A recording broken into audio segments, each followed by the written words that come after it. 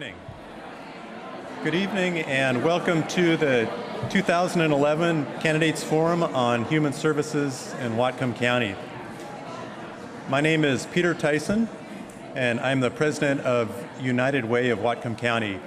United Way is one of the sponsors of this forum, and it's my pleasure to introduce the other sponsors and planners for this year's forum.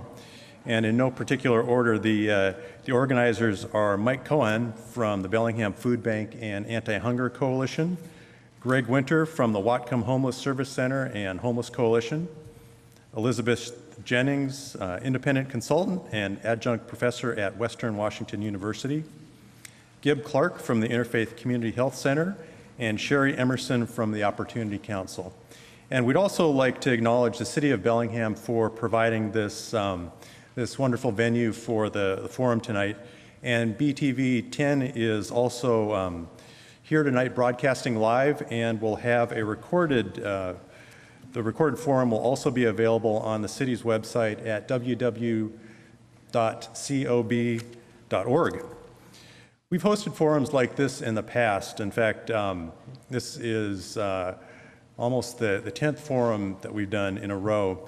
And the focus of these forums is to provide public and local candidate education. Tonight's format will follow a pattern that was generally established at earlier events. All the questions tonight have been prepared by a committee of human service professionals based on available data and trends in our local area, along with some best practices from other communities.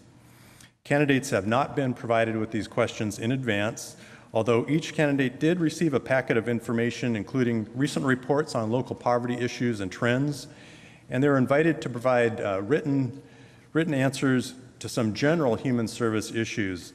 And if you'd like to view those candidate responses to a questionnaire on poverty and hunger, homelessness, and early childhood education, you can go to www.whatcomcandidates.info.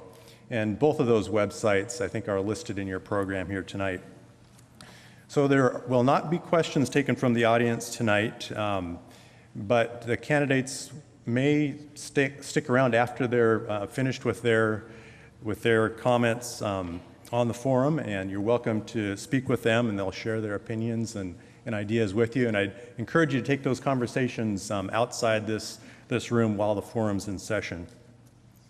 Candidates will appear by race, beginning with the Whatcom County races and finishing with the City of Bellingham races. Each candidate will be given the opportunity to make a 1-minute opening statement. Our moderators will then pose prepared questions and candidates will have approximately 90 seconds to respond to each question. At the end of each featured race, each candidate will have a 1-minute closing statement. And the candidates will receive time cues from our timekeeper, Javier Flores, down here in the front, and he's got a couple of colored cards which the audience can't see, but the candidates definitely can. And audience, to help keep us on track, if you could hold your applause to the period right after the candidates are introduced and then at the conclusion of each race. That will give the candidates as much time to respond to the questions and keep the forum moving along. Our moderators for this evening are Deb Slater and Dr. Trula Nicholas. Trula Nicholas has been a resident of Whatcom County for over 30 years. Currently, she's the assistant professor in the Human Service Program at Western Washington University. And prior to this, she worked in the human services field in a variety of positions throughout Whatcom County. Trula serves on the steering committee for the Whatcom Council of Nonprofits, and she was a graduate of the original Leadership Whatcom program. Deb Slater is a native of Whatcom County. Deb currently works at KVOS TV as a producer and host. She's spent time behind the microphone on KISM's morning show and on camera for various clients like Krusty's Bread and LifeWise Insurance. She travels worldwide as a video producer and also hosts the online community for single people called Eek Harmony. And at this time, I'd like to turn the program over to Deb Slater.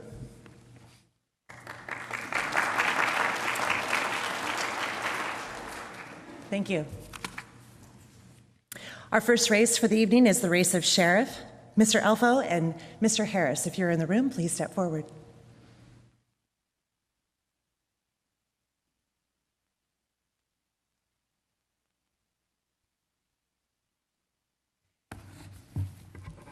You both have 1 minute for your opening remarks. Mr. Elfo, would you like to go first? Thank you, and I'd like to thank the sponsors of this forum. This is not a legislative race. It's part of the executive branch of government, but I recognize the growing seriousness that our community is facing with poverty and the reduction in community-based mental health and other services. There's a correlation between crime, imprisonment, mental health, and poverty, and we've been working hard at the Sheriff's Office to reverse that trend. We've dramatically increased, in partnership with the Whatcom County Health Department, the mental health services that are available in the jail. We've trained a special team of deputies to deal with the violent, mentally ill, and diffuse situations. We've advocated for a mental health triage center that was constructed, and we're working to make it fully functional with our partners at the Health Department. Since I've been sheriff, crime in Whatcom County has dropped over 40%, and we've had a 47% reduction in domestic violence-related assaults. Thank you very much. Mr. Harris, you have 1 minute for your opening remarks. Whatcom County is poised to embark on the most expensive civic project in Whatcom County history. No, it's not a low-income housing or transitional housing. It's a jail. And if it's located in one of the two final candidate sites, it's going to cost up to $10 million just to acquire the property and do wetlands mitigation. How much is $10 million? Whatcom County currently budgets $4.3 million a year for humans to the most vulnerable and chronically homeless populations, and increased job opportunities for developmentally disabled students graduating from high school. A one-time savings of $10 million would double the funding and services for these programs for 2.5 years. By expanding needed jail space downtown, we would save tens of millions of dollars. Thank you very much. The first question. A very large proportion of jail inmates are struggling with a severe mental health disability. Many other communities have established therapeutic mental health courts as a successful jail diversion and recovery strategy. Would you actively support establishing a mental health court here? Why or why not? Mr. Harris.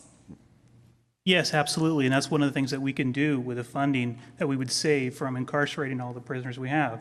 You know, we've got to stop this process of continually building bigger and bigger jails and increasing this downward spiral of spending. We need to spend money on things like mental health programs, programs in our schools that actually prevent crime before they occur. That's where we need to focus our money. The mental health services that we can provide before they get into the jail system is money well spent.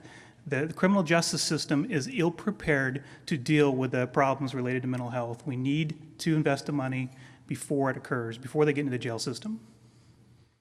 Mr. Alpha, would you like me to repeat the question? No, I heard the question. Okay. Yes, I support mental health courts, and just attended a meeting where the district court is beginning to implement that right here in Whatcom County in partnership with the health department. There's so many offenders that could be diverted from the criminal justice system to the mental health system. I've worked with the health department. I serve on the behavioral health and substance abuse advisory board, and we've made establishing a full-scale crisis stabilization mental health triage center a top priority to get that funded, so law enforcement can take people from in mental health crisis to the mental health system rather than to the criminal justice system. In the jail, when someone enters the jail, their Medicaid, Medicare benefits terminate and they become the county's responsibility, and they're released into the community, and often they don't have the wherewithal to re-enroll in those services. We've brought a re-entry specialist into the jail with partnership with the health department, and that person assists these people in re-enrolling in benefits, making appointments with them for community-based mental health services, ensuring they have medication to bridge them until they get to their appointment. And since we've been doing that, our mental health population in the jail has gone from 26% to 12%. So we're moving in the right direction, and we need to continue with that. Mental health is a high priority. I'm looking at a model that they've just developed in Harris County, Texas, in the Houston area, where there's a law enforcement team that is specially involved in taking people with mental health issues to alternative treatment. And just to remind you, you do have 90 seconds to answer these questions. Question number 2, please explain your vision for the new jail and how decisions such as location may impact access to community-based services. Mr. Alfo, you can go first, please. My vision for the Whatcom County Jail first is the facility we're in now is dilapidated. It's literally falling apart, and it's inhumane to keep people there. Every area that was designed for a program to treat people now has folks sleeping in there, and basically we're in the business of warehousing people, not correcting them. The word corrections implies that we're doing something to assist them in correcting their behavior. We need the space for adequate programs. We need to have educational programs. We need to have literacy programs. We need to have substance abuse programs, and we just do not have the space to do that. We need to have a safe facility, a facility that meets constitutional standards, but we also have to be able to operate it with the same number of people that we have now. And that's why I've advocated for a horizontally designed jail facility that will meet our needs now and into the future. I'm recommending 600 beds. That'll take us to the next 15 to 20 years. But that facility needs to be expandable so we do not start reinventing the wheel 20 years from now. The history of the county, the jail's been at 7 different locations. We need to build it somewhere it can be expanded. And we need to provide transportation to those services. 3 weekends ago, I was in Multnomah County. They have a jail that's located remote from the downtown, but the sheriff's office provides the transportation to those services. They have the right connections with the mental health community, and that's what I want to continue to implement here in Whatcom County. Mr. Harris, would you like me to repeat the question? No, it's okay. First of all, I don't know how we're going to operate a 600-bed jail with the same amount of people we have in staff now. Right now, we already don't have enough corrections officers to effectively monitor the prisoners we have. I'm not an advocate of locating our jail in rural Whatcom County, where we have wetlands, lakes, streams, beaver dams, blue heron nesting colonies on the 2 final candidate sites now. I think I'm the only candidate this election cycle who's specifically advocating for a downtown location for a jail. We have over 3 acres of downtown property right next to the courthouse, right next to current jail, that we could build an expandable facility for all of our long-term, short-term needs. It's not going to be a high-rise facility. We can integrate the same type of efficiencies incorporated into a horizontal jail, direct supervision, modular style, and we can build it downtown, not spend $10 million on property acquisition, and save that money for these programs that we can use to keep people from getting into jail in the first place. Thank you very much. Question number 3. During these challenging economic times, how would you balance the real costs of building a new jail versus the cost to support community-based services that may keep people from becoming incarcerated in the first place? Mr. Harris, would you go first? Okay, if I understand the question correctly, it goes into what I've been saying all along. Somebody has to take the position of sheriff to quit asking for more and more money and resources and make do with what we have. We have to realize that as a population, we can't continue to just keep increasing the funding we're spending on jailing our citizens. We jail more people than any modern civilized nation in the world. We've got to look at that. And the only way that we can do that is to make do with what we have and not ask for more resources. I, as sheriff, would advocate to our county executive and council, look, if we're going to spend money on jails, let's divert it into programs that have been shown effective to actually work. Once they're in the system, it's too late in my mind to really do a lot of good. We need to invest in programs that prevent poverty, that prevent homelessness, because again, these programs do a much better job than we will do in a jail system and a jail community. We've got to advocate for that. We've got to step forward and do it now. If the sheriff doesn't advocate for it, nobody else is going to do it. Mr. Alfo? Well, I've been advocating for an expansion of community-based programs. I just had the National Institute of Corrections here, and they came up with a whole array of things that we could do that even improve services better. But I built the partnerships necessary to get that done. You know, we work very closely with domestic violence and sexual assault services here in Whatcom County to work with victims to help them become more secure, to prevent crime, show them how they could be protected from their abuser. I'm on the board of the Bridget Collins Family Service Center, where we teach parenting skills to people that have young children that are going to be growing up. You know, for the last 9 years, I've been on the board of directors of the Boys and Girls Club. We have a lot of good community-based programs, and we have a very energized community that's committed to mental health and committed to serving. We have the Reentry Coalition. I have the Literacy Council willing to help me in the jail increase literacy skills. We just don't have the space to have them function in the current facility. So yes, it's an expensive to build a jail, but it's something. It's really, if your relative was in that facility, you'd be very concerned. It's barely fit for human habitation, and we're holding it together literally with glue. And we need to make the adequate space so people aren't crammed in there like sardines. And we have to have the programming in there to prevent recidivism, and we need to build all those community partnerships and expand on them to prevent people from going through the revolving door. Thank you very much for your answers to those three questions.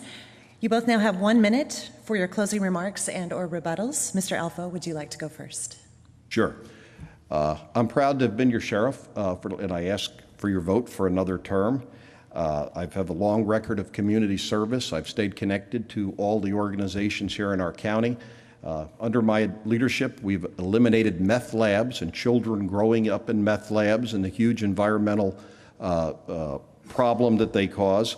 And you know, the area that we're talking about locating this jail is not on pristine wetlands. It's in an area zoned for a Walmart or a large box store, department store. That was one of the sites under consideration.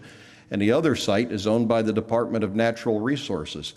But those aren't the only two sites. There's other sites that are going to be considered. The county has appointed a jail planning task force to make recommendations as to the size and the location. And we plan on engaging the community in those decisions to make sure all the service providers are effectively have input so we could best serve those that we have incarcerated and prevent them from returning to the jail. Thank you very much. Mr. Harris. Well, if the two current final sites are properly zoned for a Walmart, I don't think it's the right place for a Walmart either. Look at the study, look for the EIS statement. It says specifically there's lakes, there's beaver dams, there's blue heron nesting colonies in these sites. It isn't fit for a jail. It isn't fit for a Walmart. It's more fitting for a park than either. I, too, believe that our current jail needs to be expanded. The conditions in there are atrocious and horrible. I question why it got to the state that it's in now before we did something to fix those things. I'm running for the office for sheriff because I believe we need a philosophical change in the way we're doing law enforcement. I don't believe in the militarization of the police. I think that we need a community-based approach, getting out of our patrol cars, getting out of the office and updating Facebook page, get guys back out in the streets, advocate for our schools, do these types of things that doesn't involve jailing our population. We've got to get in the streets, we've got to do these things, and we need to do them now. Thank you very much. Thank you, Mr. Alfo, Mr. Harris, both candidates for the sheriff race for Whatcom County. Thank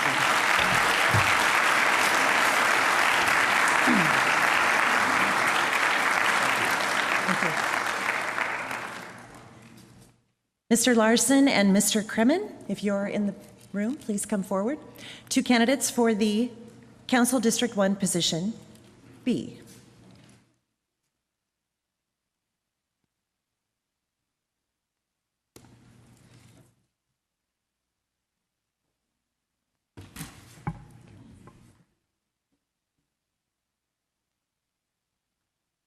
We'll be following the same format as before.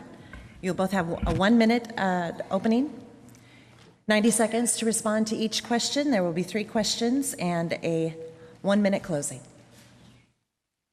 Mr. Larson, would you like to start with your 1 minute opening, please? Yeah, sure, thank you.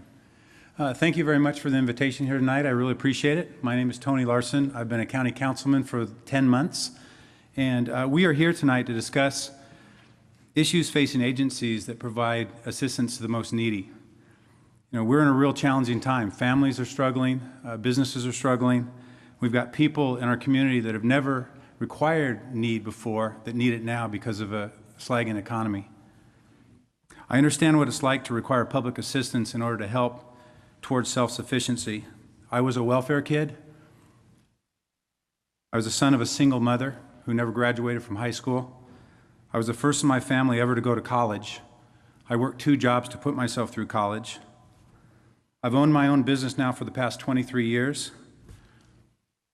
I believe I can bring a different perspective to some of the challenges that we face in the community, and I appreciate the opportunity to share some of those tonight. Thank you. Thank you very much. Mr. Kremen. Thank you. And it is indeed an honor and a privilege and a pleasure to be with you this evening. I'm just amazed and very impressed that we have so many people here, and especially so many young people. I've always believed that Whatcom County is a very compassionate and caring community. I've been in this community for over a third of a century. Prior to getting into politics or public service, I was engaged in efforts to make our community a better one, especially for those less fortunate. I served on the board of Big Brothers Big Sisters. I was the president. I was on the United Way board. I've donated hundreds, in fact thousands of dollars to the food bank, and I have a very soft spot in my heart for those less fortunate and in need in our community, and there are many, and the challenge is great. Whatcom County can stand up to that challenge. Thank you very much. The first question. Candidates and members of this audience have received information showing disturbing trends in local human needs, such as hunger, housing, health, and poverty. What is your general philosophy of the county's role and responsibility toward addressing these issues? Mr. Kremen. Well, thank you. You know, Whatcom County, believe it or not, we haven't read about it in the newspaper or heard about it on the radio, but Whatcom County has been nationally and statewide recognized for a model for being partners and successful in working with the community, especially for those in need of housing and for veteran services. And Whatcom County's approach, and I'm very proud of this fact, that our health department is not going around like most other counties telling agencies how they should be doing things, but they're acting as facilitators, collaborators, and cooperators, and in working in concert, in conjunction, in unison with the various agencies that are providing these services. And because of that, the limited dollars that we have, because the federal government and the state government has slashed their budgets for these kinds of programs, we're able to serve more people more adequately. And we especially have addressed successfully, we still have a long way to go, but we've reduced homelessness by 18% over the last 4 years for a 10-year program. And I'm very proud of our health department in helping to make that happen. Mr. Larson, would you like the question repeated? Please. Candidates and members of this audience have received information showing disturbing trends in local human needs, such as hunger, housing, health, and poverty. What is your general philosophy of the county's role and responsibility toward addressing these issues? Thank you. The county has a major role in it, although most of the monies that come to a lot of the public agencies, they're transfer money that come through the federal government and the state government. So, and as we all know, there's been a major retrenchment in terms of dollars that are coming down. So what it requires really from the county perspective, if we're going to continue to fund some of the things that we believe are the highest priorities, is that we need to be able to set priorities. And you know, I'm really challenged with the idea that in this last budget, I mean, we struggled. You know, we've got a $6.4 million shortfall in our general fund. We struggled to give the food bank $50,000 for their allocation this year. And that's at the same time where my opponent as a county executive, he signed an executive order to increase premium pay bonuses for the top elected officials that totaled between, over the last few years, has totaled between $175,000 and $200,000 a year. If we want to set priorities, I mean, that makes a statement to me on leadership. I mean, we're in a very difficult time, and I believe that we need to really look at what our top priorities are. And to me, expenditures like that don't make sense. That's why I fought to eliminate them. And as every spending proposal comes through the council, what I will do is I'll look at them and find out whether they make sense. Because we don't have the dollars we used to have, and we need to make sure that the dollars that we do have are going to the best purposes. Thank you. Question number 2. The county approved $539,714 in fiscal year 2010 for animal control services, and recently awarded $50,000 to support a network of a dozen food banks around the county. Can you explain or comment on this apparent difference in priorities and your opinion of the county's role in supporting families with lower incomes? Mr. Larson. Thank you. That goes to the last point. We need to set priorities. You know, when that decision was made, as I said, I've been on council for 10 months. I'm filling the final year of a 4-year term, and so now I'm running for a full 4-year term. But, you know, we need to, we need to understand that we have limited resources. And the way that agencies will get their money is from the feds, the states, and Whatcom County. But beyond that, they get it from generous people in the community. I mean, United Way, the $2 million, their $2 million campaign, look where that money came from. It came from businesses, and it came from the employees of businesses. We need to understand that a key driver of our quality of life is our economy. And without a strong and robust economy, everyone suffers. Families, our small businesses, and then they can't provide the need that they would otherwise provide to a lot of the local organizations that they do. I mean, I've been involved in a lot of charitable organizations, and we've gone to, you guys have probably attended some of the auctions and the different things we do to raise money in the private sector. And we're not going to be able to do that if we don't support and encourage local businesses instead of stifling their growth. And that's where I bring a lot to the table. That's one of my focuses. I've been the publisher of Northwest Business Monthly magazine for the last 20 years. I understand what businesses need and what their challenges are. And if a rising tide will raise all boats. We need to really support the economy so that we'll have the resources that we need to put into the programs that are important. Thank you. Mr. Kerman, would you like the question repeated, please? The county approved $539,714 in fiscal year 2010 for animal control services and recently awarded $50,000 to support a network of a dozen food banks around the county. Can you explain or comment on this apparent difference in priorities and your opinion of the county's role in supporting families with lower incomes? Well, first of all, I think the number that we pay, the amount of money that we pay the Humane Society is exorbitant. Unfortunately, that was the best deal we could get with the Humane Society. It's something that's mandated by the state. Animal control is mandated by the state, and if the Humane Society was not performing that duty, the Sheriff's Department would be doing that instead, and it would be costing the county actually even more money. Now, in terms of what we contribute to the food banks, I would like to be able to provide a more substantial contribution. It's not a mandated service, and as you well know, the county coffers have been in decline because of the housing bust and the economy turning south. And we're in the worst recession in the last 80 years. And I think it is unfortunate that animal control costs so much, but the reality is that the Sheriff's Department would have to be performing that, and it would be costing the state more. And that is mandated by the state. Thank you very much. Question number 3. Typically, those suffering from mental illness can expect a lifespan that is 25 years shorter than the general population. Can you describe how your leadership could help promote the integration of behavioral health and mental health services to improve this outcome? Mr. Kremen? Thank you. One of the things that I'm most proud of, because this was one of my most difficult decisions that I had to make over the last few years, and that was when the 0.1% sales tax came before the county council, and it narrowly passed on a 4-3 vote. I can't tell you how much pressure I got from the community to veto that piece of legislation because it was a tax increase without a vote of the people. I did a lot of soul searching. One of the reasons I was inclined not to sign the increase was not because I didn't think it was deserved. It was because it was letting the state off the hook. And once the county assumes the responsibility of generating the funding for mental health, the state will never again provide the resources that they once did. We're letting them off the hook.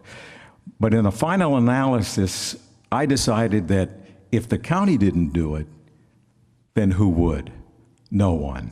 And so I, with a lot of political pressure against me signing that, I did sign it.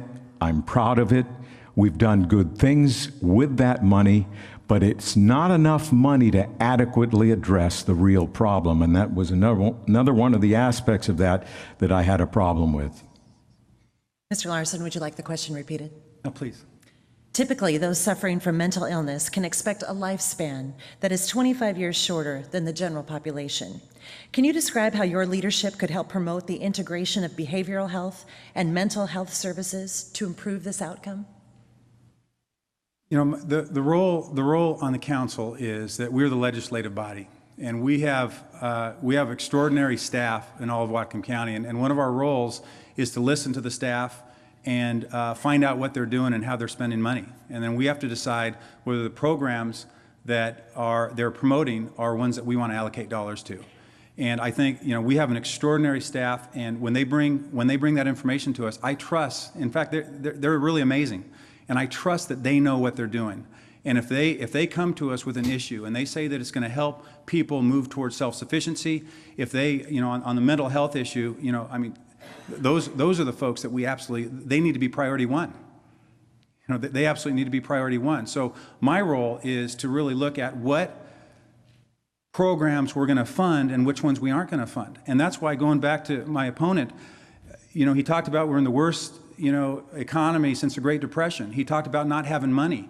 So how do you explain giving yourself and the top elected officials premium pay bonuses at a time when you're saying the same thing?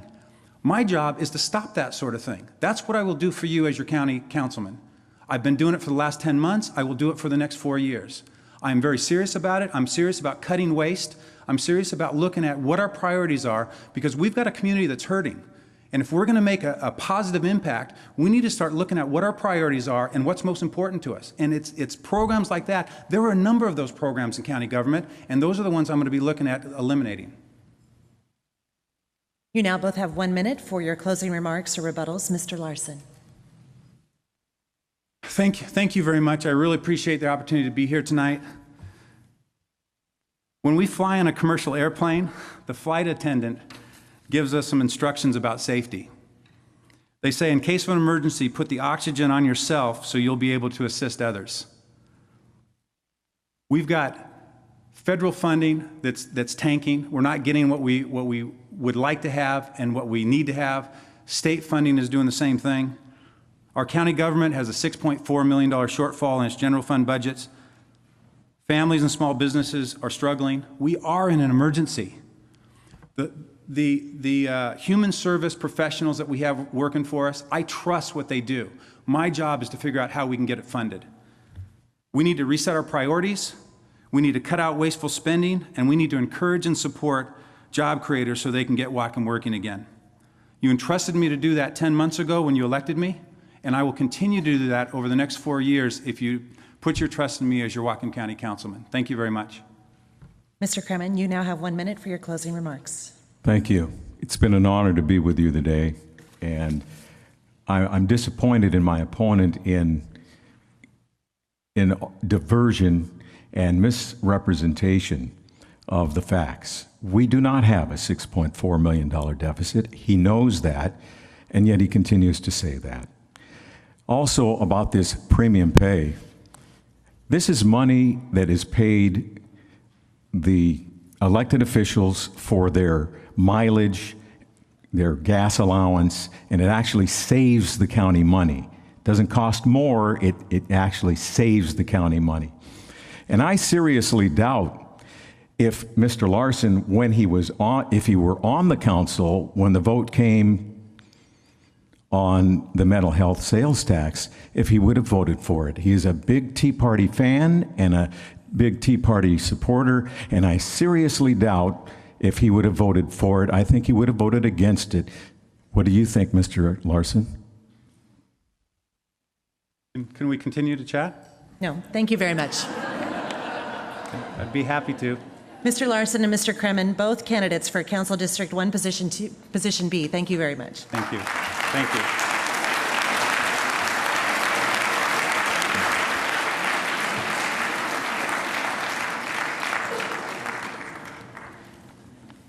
Mr. Crawford and Ms. McGinnis, candidates for Council District 2, Position B.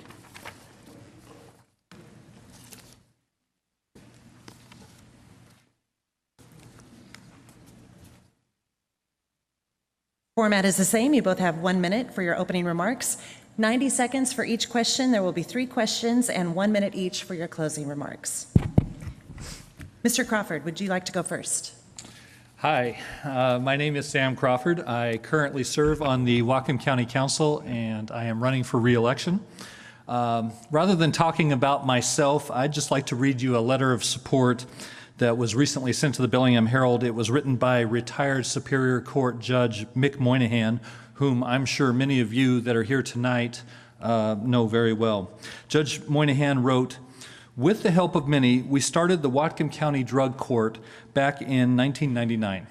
I retired in 2004, and Judge Chuck Snyder has run the drug court since then.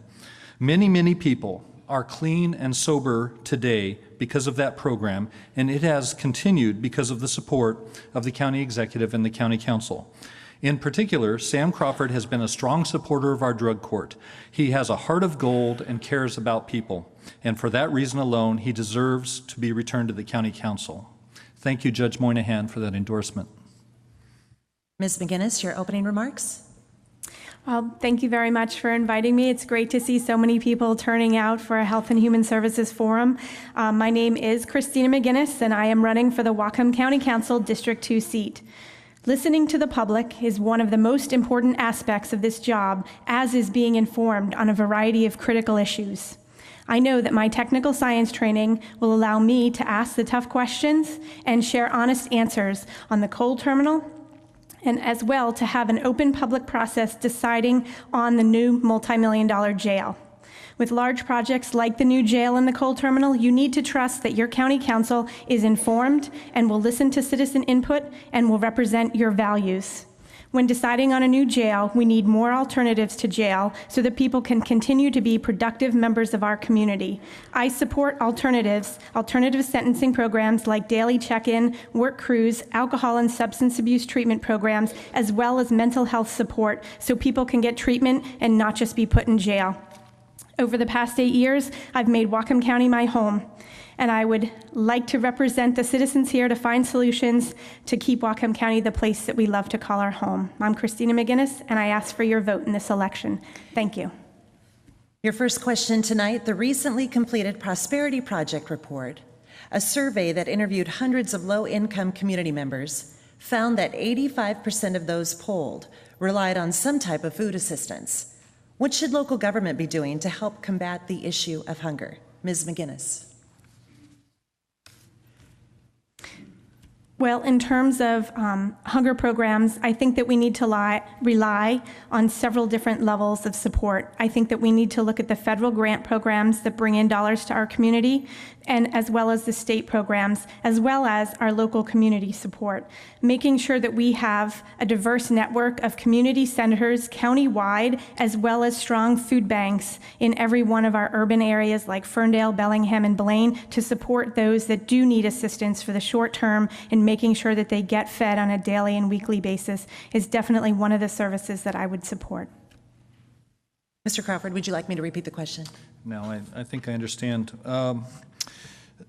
Our county health department has, as Executive Crimmin explained earlier, done a fantastic job of working with community organizations over the years, and we have made sure that the health department has robust funding, strong staff. My hat's off to Regina Delahunt, who is the director of our health department and does a fantastic job coordinating all these folks. In terms of community hunger, I think that's a bigger question than today's need. I know the person on the street is struggling and is saying, I need to be fed now. I served on the board of the Opportunity Council where we ran the Maple Alley Inn and other food programs, and I understand those concerns very well. But we've also got to look at the bigger picture, which is providing jobs and making sure that people have every employment opportunity possible. The county council in this past year, in fact, has worked on job promoting strategies even in our land use policies out in the county, we looked at areas, we call them crossroads areas, that traditionally had small businesses, and we enabled those businesses that are there, as well as potential future businesses, to come in and provide money into the economy that would get people back to work. I think that's the long-term solution, and that's the solution I would continue to pursue. Thank you. The second question. On October 1st, the state eliminated the cash assistance that Disability Lifeline enrollees receive. Health benefits under this program will likely be cut or eliminated, as will all funding for alcohol and drug treatment. What is your position on using local sales tax funds to provide these services? Mr. Crawford. As Executive Crimmins referred earlier, we were faced with the question as a community whether or not to add 1/10 of a cent to what we call the mental health sales tax, but it addresses a broad range of issues, including substance abuse and mental health. I really struggled with that vote, and I remember the dramatic moment that night when it was a 3-3 tie vote, and I was the last person called to support it. And as Executive Crimmins said, there was a broad constituency out there that were having difficulty accepting that they would have to pay more, but when it came right down to it, I wanted to do the right thing. And I was the swing vote, the fourth vote, and I passed that. So I think my record speaks for itself, that I supported the mental health sales tax and the other programs that it supports today. I would continue to do so. If you're talking about tax increases, I think we would have to look at a specific proposal. The nice thing about sales tax in Whatcom County is that a significant portion is paid because of our retail market being adjacent to Canada. A significant portion of it's paid out of town as opposed to property taxes and that sort of thing. So we've got a nice revenue stream there. We are currently providing over $2 million a year into these programs due to the tax we passed, and the council is watching very closely how that money is spent and making sure we get the biggest bang for the buck. Ms. McGinnis, would you like the question repeated? No, I think I understand. Whatcom County definitely needs to do our part to make sure that we are addressing the increasing needs of our community by continuing to fund mental health and substance abuse treatment programs, as well as services to eliminate homelessness. We need to make sure that we're using our limited resources to reach the most people in need. And since the state has reduced support to these programs, greater commitment on a local level is needed to make sure the most vulnerable in our community, the children and the seniors, are actually taken care of. The county needs to work with our established community nonprofits, as well as to help build bridges between the gap between people's growing needs and what services Whatcom County has currently funded. If there are underutilized services or ones that could be coordinated on a better level, we need to look at making sure that our limited budget goes as far as possible to serve the people who do need the most help during this recession. Thank you.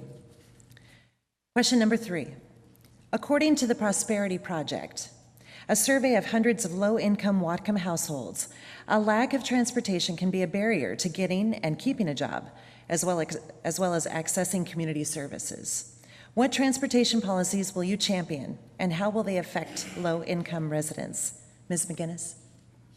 I am definitely an advocate for having multiple different transportation alternatives to make sure that we have bus service 7 days a week, as many hours as possible for the folks that are not only in Bellingham, but also out in the county, in Ferndale and Linden, to make sure that people can get to jobs 7 days a week, to make sure that people can get their kids to school, to make sure that our seniors have rides to and from the grocery store, to and from meetings and volunteer projects that they may be working on.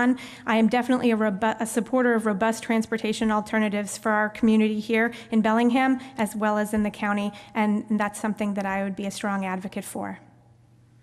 Mr. Crawford?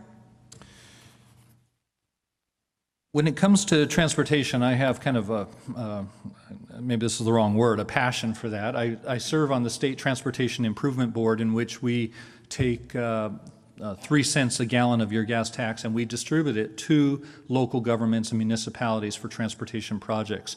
We have prioritized that multimodal projects, in other words, not just building roads with just the pavement and the stripe down the middle, but putting in sidewalks, street lights, stormwater improvements, bus pullouts, access for disabled people. Those are all part of that. I'm also a 10-year veteran of serving on the Whatcom Council of Governments, which is our regional transportation planning organization, in which we've done a lot of good projects like that. We can no longer assume that road building, as I said before, is just pavement. It's got to consider the future. It's got to consider people with different kinds of needs, and I've always strongly supported those kinds of projects. I guess a good example is we're getting ready. We just had a Council of Governments meeting today, in which, like I said, is our transportation planning organization, and we're getting ready, teed up to provide sidewalks and improvements on the Lummi Reservation down by the Lummi Ferry Landing. That's just one example of where we're looking at multimodal solutions and not just solutions for cars. You now both have 1 minute for your closing remarks. Mr. Crawford. As I hear my opponent speak on these issues, I got to tell you, I don't think there's a lot of differences between us. I think in this case, we both have a tremendous amount of respect for those in our community who are disabled, those in our community who are less fortunate than us for whatever reason, and certainly those in our community who suffer from mental health and substance abuse kinds of issues. I am really proud to be in a county in which we tackle these issues as a holistic topic as a community, and not simply assume that the best thing to do is just make these people go away by locking them up. I'm pretty passionate about that. Again, I supported the mental health tax because of that, and I think I've put my votes and my support for social services in Whatcom County. I've walked the walk, and I appreciate your support. My name is Sam Crawford, and thank you very much. Ms. McGinnis, 1 minute for your closing remarks. Thank you. I would tend to agree with Sam Crawford that in many of his votes he has stepped up and worked for making sure that we are providing health and human services to the most vulnerable and needy in our community. There are a lot of other issues, though, that are very different between us. And in my opinion, a lot of concerns that we have in our county. There are so many different defining issues, and it is definitely time for change on the Whatcom County Council. We need new leaders to look at bringing in clean energy jobs. We need to look at growing in the right places. We need to make sure that we keep our drinking water clean and also supporting agriculture as a central part of our economy. And when I'm elected to council, we'll create the kind of place where people can really live their values. I'm Christina McGinnis, and I thank you for your vote in November. Thank you very much, Mr. Crawford and Ms. McGinnis. Candidates for the Council District 2, Position B.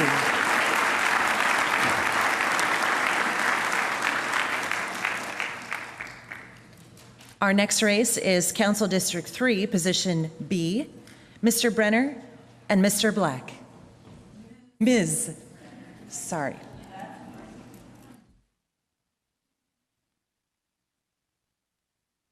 I don't look like a mister. The format will be the same: 1 minute for your opening remarks, 90 seconds to answer each question, and 1 minute for your closing remarks. Ms. Brenner, would you like to go first, please? Yes, thank you very much. I am Barbara Brenner, and I'm your county council representative. I come to this particular forum as somebody who has firsthand experience. I was homeless. I was a single mom on welfare with a very young child. I was lucky enough to have the services, to have the food bank, to have women, infants, and children, to have a lot of the services that got me through a very hard time. In the back of the room is my husband, Ed Morris. He took a chance on me a long time ago, and we've been together ever since, and we've worked really hard. I got here at 5:30, so I didn't have time to put my flyer out, but it's out there now. I would really like you to look at all the volunteering and all the civic activities I've done. I'm the longest sitting member of the Whatcom County Mental Health Advisory Board. And yes, we need a mental health court. We need it really badly. We need so many, and thank you. Mr. Black. I'm Alan Black, and I'm running for Whatcom County Council, and I thank you for inviting me to this forum today. There are many important decisions facing the council that will influence the future character of Whatcom County. I believe I'm the best choice for District 3 to be making these difficult decisions. I'm running because I care deeply about my community and its future. As an Army pilot in Vietnam, I was awarded the Distinguished Flying Cross for my actions under fire that resulted in saving lives. I had a full career as a pilot for the United Airlines, retiring as a 747 captain, and I then flew medevac flights for Airlift Northwest. I was trusted by my union to negotiate medical benefits for pilot retirees and their families. I've demonstrated my leadership abilities throughout my aviation career, bringing discipline and focus to solving problems. I currently serve on the Blaine City Council. I'm endorsed by Washington Conservation Voters, the Amalgamated Transit Union, Bellingham Firefighters, Whatcom Democrats, and the Sierra Club, and I would be honored to have your vote. The first question for you tonight: over 15% of Whatcom County residents live under the federal poverty level, higher than the state's average, and 20% receive food stamps. What do you see as a solution for long-term, stable, and adequate funding for human services in Whatcom County? Mr. Black? The county has an overarching obligation to make sure that all citizens in the county have adequate food and adequate services. I understand, too, that there is a strong reliability in this county for the spirit of volunteerism. Volunteers put in something much more precious than money. We've been talking about money on almost every question tonight, but for me, the spirit of volunteerism is so much more important because you cannot quantify the amount of hours that volunteers spend in making sure that we have some of the services that are being discussed tonight. I understand that every volunteer, people here, every one of you probably have had some volunteer service. I myself have volunteered on several occasions. I read for the blind in a former location in Philadelphia. I've built houses with Habitat for Humanity. I have been the overnight caregiver for homeless teens in the University District in Seattle. I will tell you right now that volunteerism seems to be a key to making sure that we have not only the adequate funding for the services that we require, but that we have the staff, the members who are willing to volunteer to make sure that those services remain available and affordable to the community. Thank you. Ms. Brenner, would you like me to repeat the question? Please. Over 15% of Whatcom County residents live under the federal poverty level, higher than the state's average, and 20% receive food stamps. What do you see as a solution for long-term, stable, and adequate funding for human services in Whatcom County? I think that's a travesty. Nobody should be going hungry in Whatcom County. We have an abundance here. We especially have an abundance of food, and I don't even understand how we're so much higher than the state average.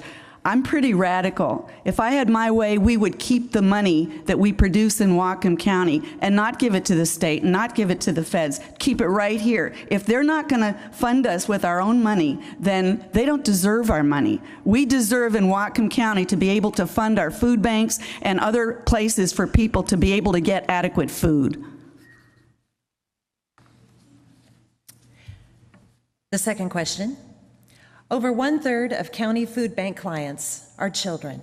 Hungry kids cannot learn, putting further strains on an under-resourced education system.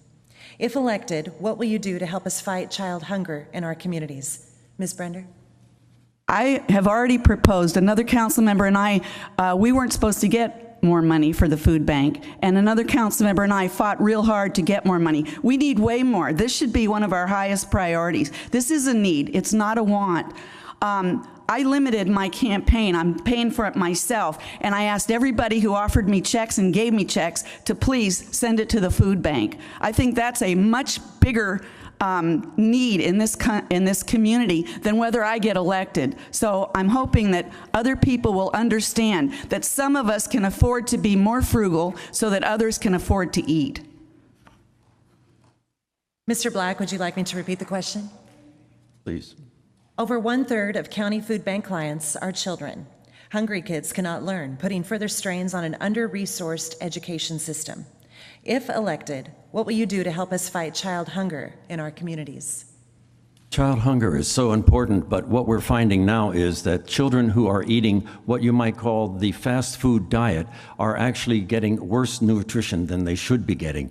If we could go back to whole foods, we could go back to natural foods, foods that are being grown locally and purchased locally, or at least donated locally to our school system, I believe that our children would be far better able to be doing their lessons and to be attentive in class. Right now in the city of Blaine, we're going through a Let's Move Blaine program, which is going to change completely how we act about getting children fed and having them properly nourished for school. We're actually going to have walking school buses where individuals will gather groups of children together so they will walk to and from school to get the exercise they need so they will be alert for their classroom studies, but also to have the food and the nutrition they need, which is the other part of Let's Move. We're going to be trying to eliminate as much as we can the poor quality nutrition that might be the current fare in school districts where you folks are familiar. We're going to be trying to get back to whole foods, healthy foods, grains, vegetables and fresh fruits. We're trying to get back to something that will help the children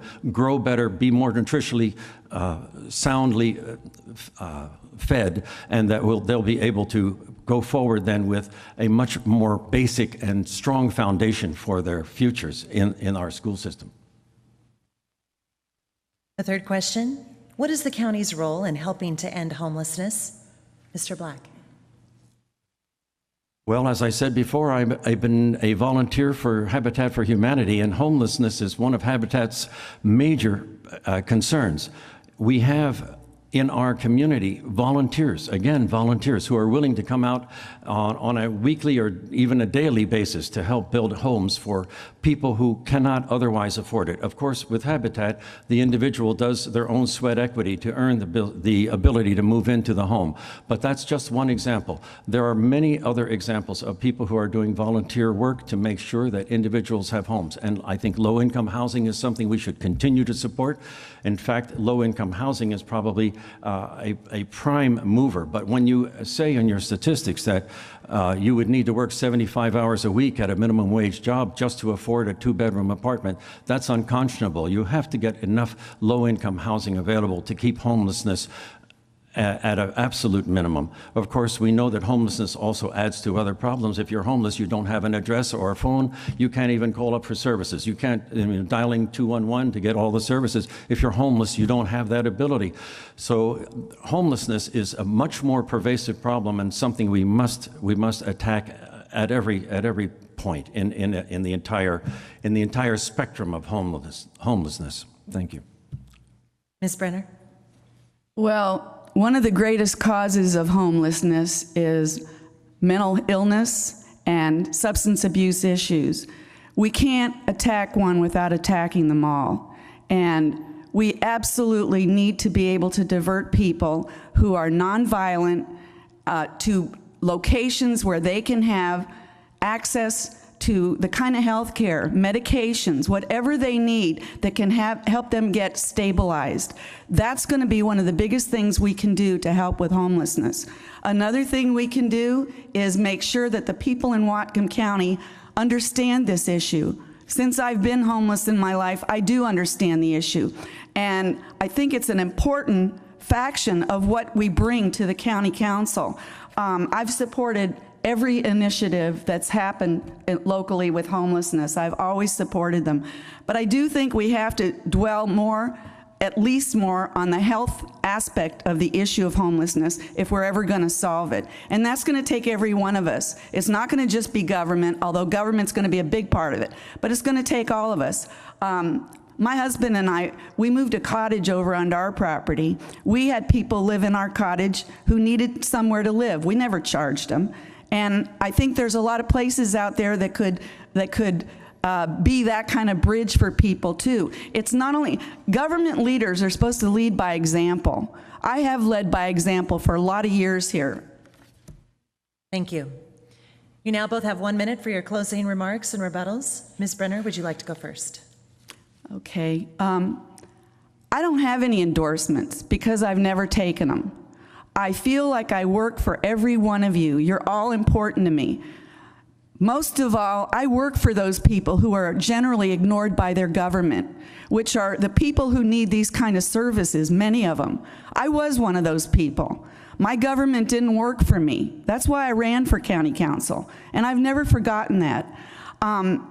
If I am honored enough to be re-elected to the county council, you have my word. You're not going to see any changes in me at all. I'm just as passionate as I ever was. My people skills have improved, but I'm just as passionate as I ever was about helping people who are in need. And I will continue to do that as your council member. I'm Barbara Brenner. I'm already your council member. You don't need a change.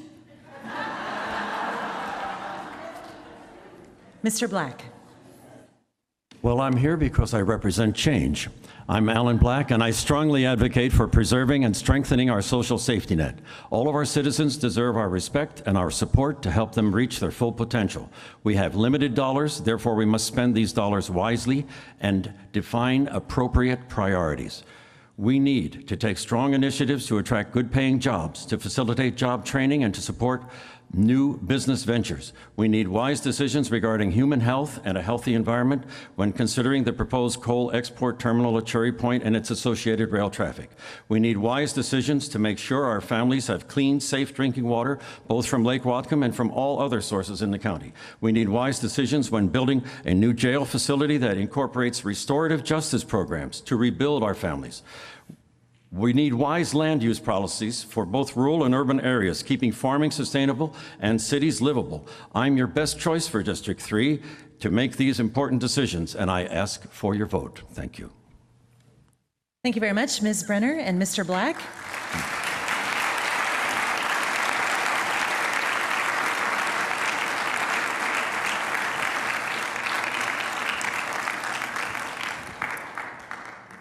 Our next race for this evening is County Executive, Mr. Erickson and Mr. Laus.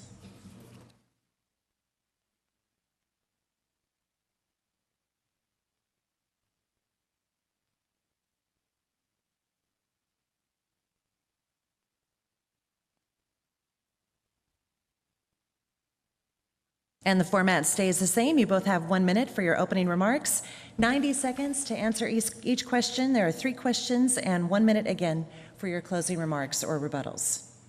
Mr. Erickson, would you like to go first tonight? You betcha. Well, thank you so much for coming out tonight. I'm Doug Erickson. I'm running for county executive, and I currently serve as your state senator. What's interesting about tonight's comments and listening to everybody up here talking was just hearing Alan Black talk about priorities of government and hearing Tony Larson talk about priorities of government from this podium over here. What I'm proposing for Whatcom County is the most open, inclusive, and transparent budgeting process we've ever gone through, and it happens to be called the priorities of government process to create a priority-based budget. And we need to be honest tonight and talk about limited resources and what the government can actually do for each individual citizen. And so what I believe should happen is your next county executive should engage all people in Whatcom County in the priorities of government process. It's not a new concept. Representative Kelly Linville introduced it in the legislature, and Gary Locke and Dino Rossi used it to balance our budget at the state level without raising taxes. We can bring it to every corner of Whatcom County, listen to all the groups, balance our budget, don't have to raise taxes, and fund the priorities that we agree on. It'll be a process, it'll be difficult, and we'll talk about it more during the rest of the evening. Mr. Laus, your opening remarks. Well, thank you everyone for coming tonight. I am Jack Laus, a candidate for Whatcom County Executive. And over the last months, I've had the opportunity to talk about the hardball issues of politics, of budgeting and contracts. And tonight is somewhat different. We have an opportunity to talk about health and human services for the citizens of Whatcom County. And I'd like to just share a little bit personally. It's the first time that I've really had an opportunity to do that. Is my wife and I have raised 3 kids in Whatcom County. We've fostered 16 children. We've had exchange students in our home. Cindy has worked with the Opportunity Council. I've worked with the Boys and Girls Clubs and many agencies. And we know the challenges that are going on within our society. Along with that, I have a brother-in-law and a mother-in-law who have mental health issues and that they've been in and out of the system. I don't have all the answers, but I'm looking forward to working with you, the professionals within this, over the next 4 years so that we can find common solutions for the good of Whatcom County. Thank you. Your first question this evening. Currently, 20% of Whatcom County households receive food stamps. Visits to county food banks have increased by 48% since 2007. What do you see as the county's role in ensuring that everyone in our communities has access to adequate, nutritious food? Mr. Laus. Well, I think pretty much we've come to an agreement that we need a vibrant economy to pay for things. So I have that plan put together, and I'd like to do that. But we do have immediate needs, and right now we have a problem within our society that there's many people who usually haven't been in the position of needing services that are needing them right now. And it's extremely unfortunate, and that has to do with the fiscal decisions that we've made as a nation over the last 8, 10, 15, 20 years. So let's set that aside and let's talk about what's going on immediately. Whatcom County needs to step up to the plate, and we need to holistically take a look at the problems that we have with mental health, with drugs, with food, with children, with seniors. And we need to come up with a comprehensive plan that takes all of these issues, weaves them together into a solution. And I think that we have the talent within Whatcom County to do that. I've been to the WAHA meetings. I know what's going on there. I really support what they're doing in trying to bring health care together for our citizens. I think that the food bank, I met a guy by the name of Max yesterday that works for the Bellingham food bank, and he's a gleaner extraordinaire. He takes the food that we have in Whatcom County and coordinates people to go out to the farms to get this food and to distribute to the food bank. It takes a team, it takes a collaborative effort to get it done, and I think in the short term we can do it. Long term, we need the jobs to get us back on track. Mr. Erickson, would you like me to repeat the question? You betcha. Currently, 20% of Whatcom County households receive food stamps. Visits to county food banks have increased by 48% since 2007. What do you see as the county's role in ensuring that everyone in our communities has access to adequate, nutritious food? Well, thanks for the question.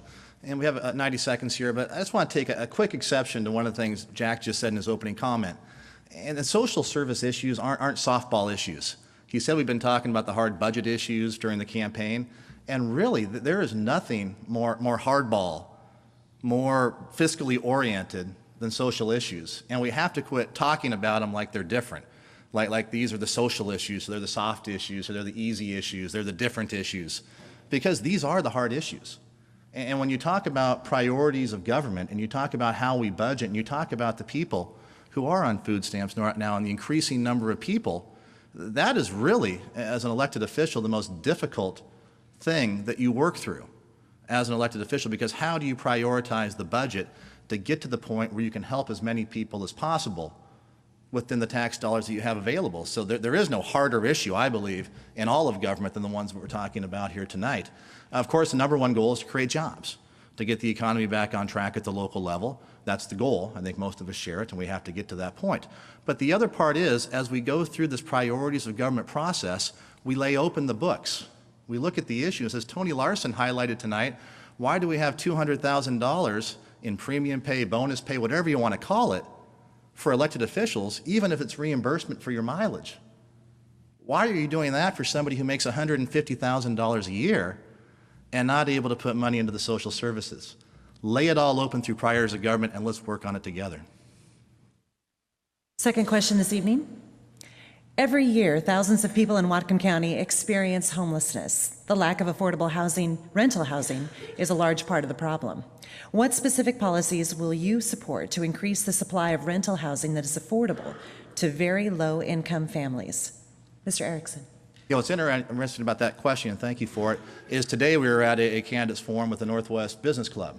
And the Northwest Business Club, as the title might indicate, is interested in business issues and private sector solutions. But one of the questions that came up was the issue of the Bellingham Housing Authority and how we make these things work. And so what I believe is you have to be very careful when it comes to too much government intervention into private markets and competition with people who would like to be providing housing to individuals who need it. And what I believe in is that you form a situation where you're providing vouchers and subsidies and stipends to people to find housing that's affordable to them and to match them up in the private sector with the housing that's available there.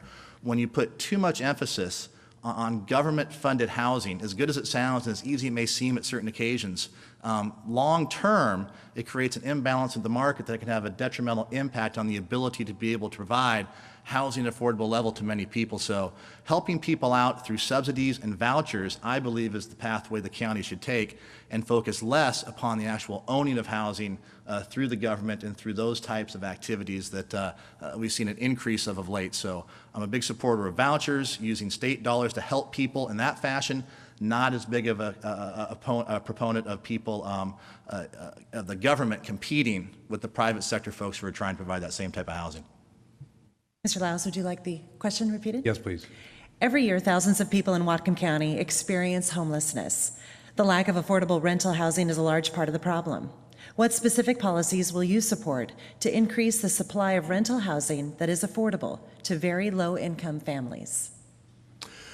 The discussion of the Bellingham Whatcom Housing Authority did come up this afternoon, and there is a balance that we need to provide for that.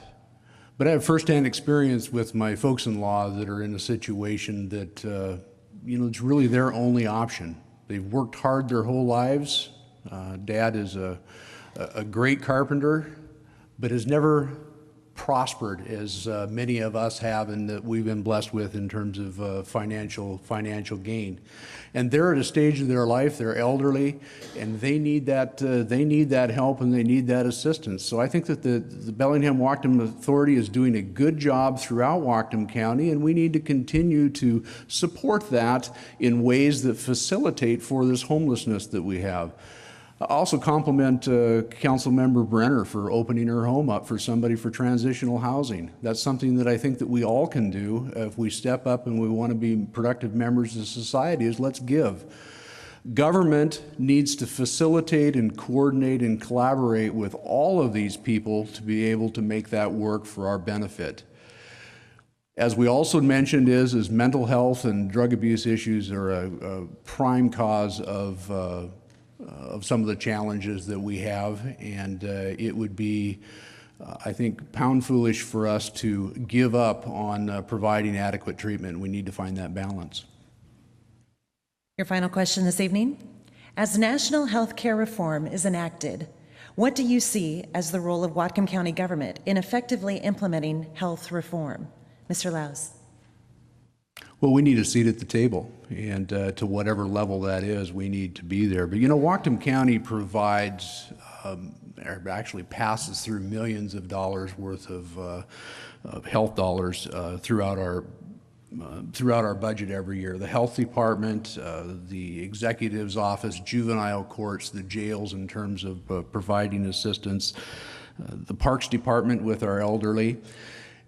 And as I say, it is complex, and it's a complex web that we've weaved, because what we do for one of the challenges that we have possibly has a detrimental effect at the other side of it. So it's complicated. Whatcom County is unique to other parts of the country because we're Whatcom County. Our demographics are different than they are of Seattle, that they are of Denver, or possibly they are of Yakima across the way. So we need to be able to mold a program that works for our benefit and works for the good of the citizens of Whatcom County. And that's what I bring to the table, I think, is the ability to get these people together. As I say, I don't have all of the answers as it comes to this, but I know that there's a lot of professionals out here tonight that I'd just love to have the opportunity to work with so that we get the right people at the table so that the solutions that they make at the federal level actually have a positive impact on Whatcom County. Mr. Erickson, would you like the question repeated? As national health care reform is enacted, what do you see as the role of Whatcom County government in effectively implementing health reform? Gotcha. I've been working on healthcare issues for quite a few years at the state level, and I appreciate Jack's answer about wanting to have more local control and a seat at the table and being able to control our own healthcare issues here in Whatcom County. The irony of that is the federal healthcare bill takes you in completely the opposite direction and doesn't allow you local control. It doesn't allow the ability to have innovative solutions at the local level. It doesn't allow groups like WAHA that Jack mentioned, the Whatcom Alliance for Healthcare Access, to be able to be creative and innovative and put in place policies that are going to work for us at the local level. It doesn't allow us to innovate and offer health savings accounts and health reimbursement accounts to county employees to lessen the burden upon the system. We need to fundamentally restructure our healthcare so people become aware of their healthcare costs and have more ownership of it. And that's really what needs to happen. We can lead from the local level. The specific is I'd really like to see county employees given the option of moving over onto health reimbursement accounts to assist them to be able to save money. And it gets back to that issue of how we can address the cost drivers in our county budget, right? We have a limited amount of resources. We'd like to be able to do good things with it. But if we can find ways to address the cost drivers, have a better solution for county employees, it reduces our overall costs and allows us to reinvest that money.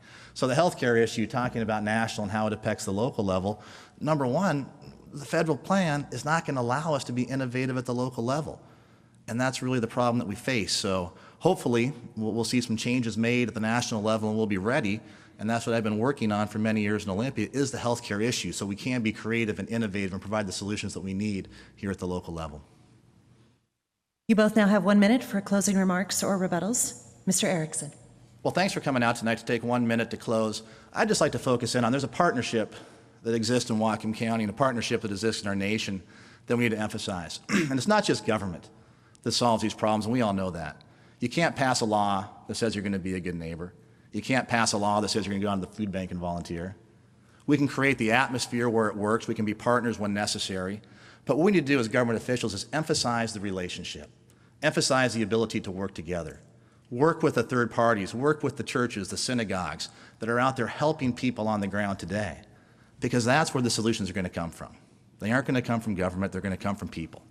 And the more that we can do to emphasize that and work with those folks who are currently on the ground and drive the dollars out of Olympia, drive the dollars out of the courthouse, onto the street where the service is provided to the individual and where you can match the dollar with the compassion of the person who is volunteering, that's how we're going to get a handle on this problem.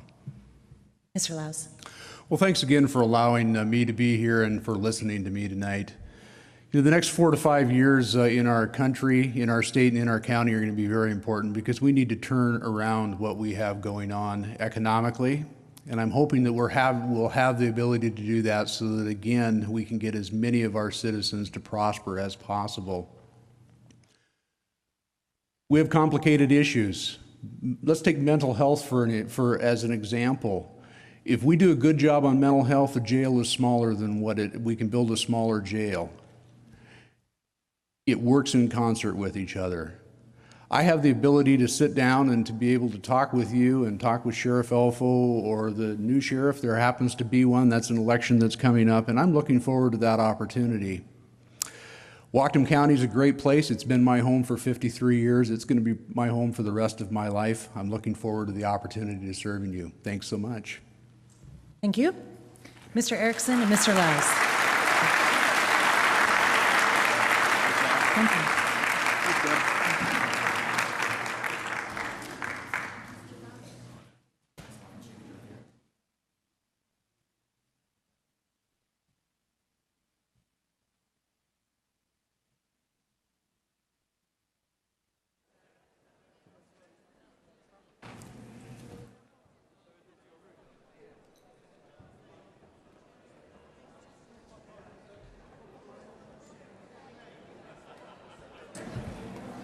Thank you, Deb, for your excellent moderating.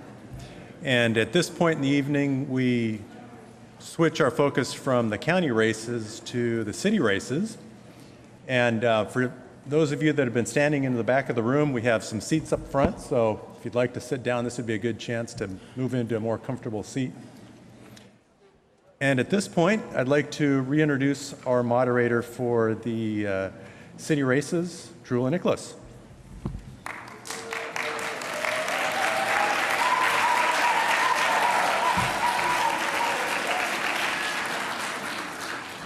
Thank you. The next race featured in this evening for Bellingham Council Ward 3. Would candidates Kathy Liam and Barry Buchanan please come to the podium?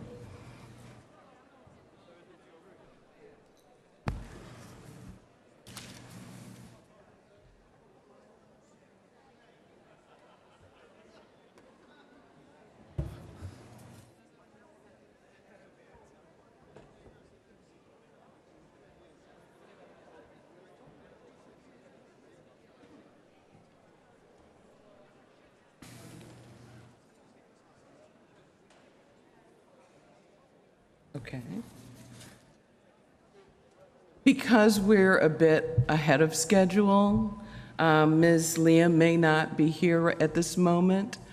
I would like to ask if the folks in the next race are here, and that would be Mr. Fleetwood and Mr. Farr. Are you here?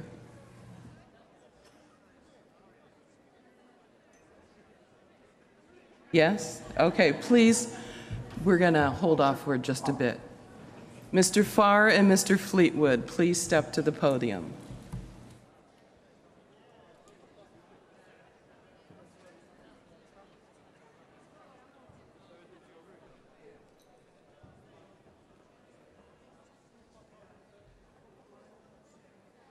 Sounds perfect.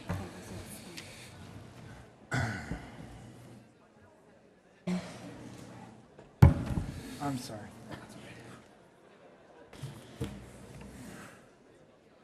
So to change a little bit, the next race featured this evening is for City of Bellingham Council at Large, and we have Mr. Seth Fleetwood and Mr. Larry Farr. The format will stay the same. Each candidate will have a 1-minute opening, 90 seconds to respond to 3 questions, and then a 1-minute closing. Mr. Fleetwood, would you like to begin? Certainly. Thank you for having this evening and inviting me here. It's a pleasure. I am Seth Fleetwood. I am running for a 2nd term on the Bellingham City Council in the at-large position. I'm finishing my 1st term. I served previously for 2 terms on the Whatcom County Council.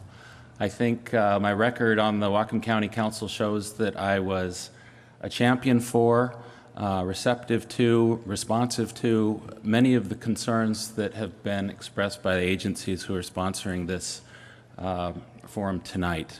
In fact, I can't think of anything in particular over the years where I've said no to some of the requests. I think I've been a strong champion for social services in my time on the County Council and on the Bellingham City Council. I think the most fundamental thing that we can do is to learn from the people who are knowledgeable. This community has all kinds of people who are extremely familiar with the problems in this community, and I have relationships with many of them. Thank I you, look forward to Mr. Fleetwood. Mr. Farr, you have 1 minute. Good evening. My name is Larry Farr, and I rarely do this. I thought I'd read my little bit of a resume from the Human Services side of things. I served in the past on the Whatcom County Homeless Coalition for Continuum of Care from 96 to 2001, United Way Campaign Coordinator, Domestic Violence Task Force Committee member, Children's Mental Health Task Force member, Youth Continuum of Care co-facilitator, Curriculum Development Group, Family and Children's Services Multidisciplinary Team, Family Resource Center Coalition National Member, Hope House founder and program coordinator, Trinity House Development, and later the director for the Teen Pregnancy Program. I was a private contractor for the juvenile court system. 16 years with Catholic Community Services, ending up as their director of Family Center Development. I served 1 year as interim regional director for Olive Crest Adoption and Family Support Services. Let's see. That's a business one. We'll leave that out. Director of Royal Family Kids Camp for almost 20 years. Chairman with Peter Tyson of the Emergency Food and Shelter Program for a bunch of years. Co-chairman of the Railroad Avenue Merchants Association. That's business. Thank you, Mr. Farr. We have 3 questions. Each candidate will get 90 seconds to respond. We'll start with Mr. Farr, and the question is, candidates and members of this audience have received information showing disturbing trends in local human needs, such as hunger, housing, health, and poverty. What is your general philosophy for the city's role and responsibility towards addressing these issues, Mr. Farr? I believe we live in one of the better communities for social services throughout anywhere in the world. Our community is very responsive to the needs of each one another. As a city council member, I think that the ordinances need to reflect services and support to those who are the most vulnerable. I believe fully in everything, as it's pretty obvious by my resume. I've worked in the human services field for most of my life. I believe in the city council role, we have to do the same. We have to reach out and serve one another together. We have to be able to respond to the need. It's an interesting fine line, as Mr. Erickson said, and I believe someone else, Tony Larson, said prior, the balance between government and the community services nonprofits. How do we find that balance? My heart and passion has always been for kids, children, and families.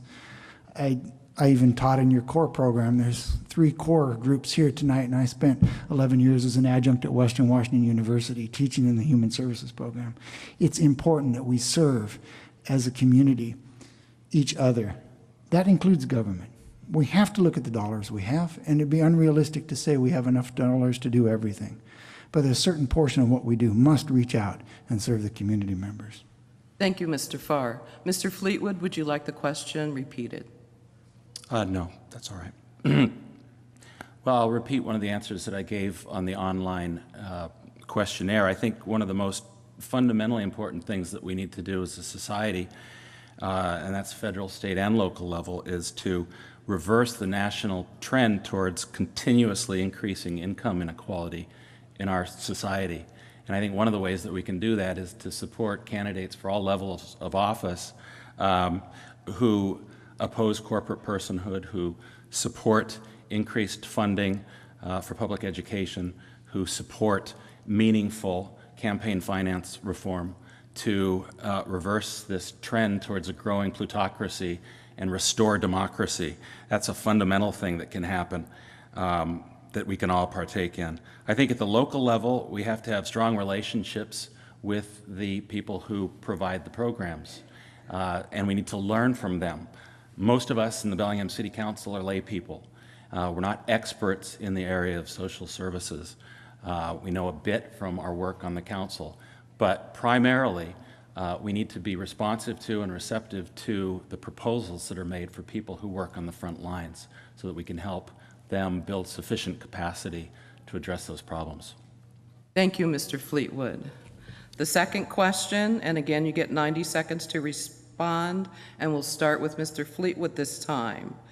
There is a need for specialized housing projects that will provide permanent homes and support services to people who are chronically homeless, disabled, and cannot be employed.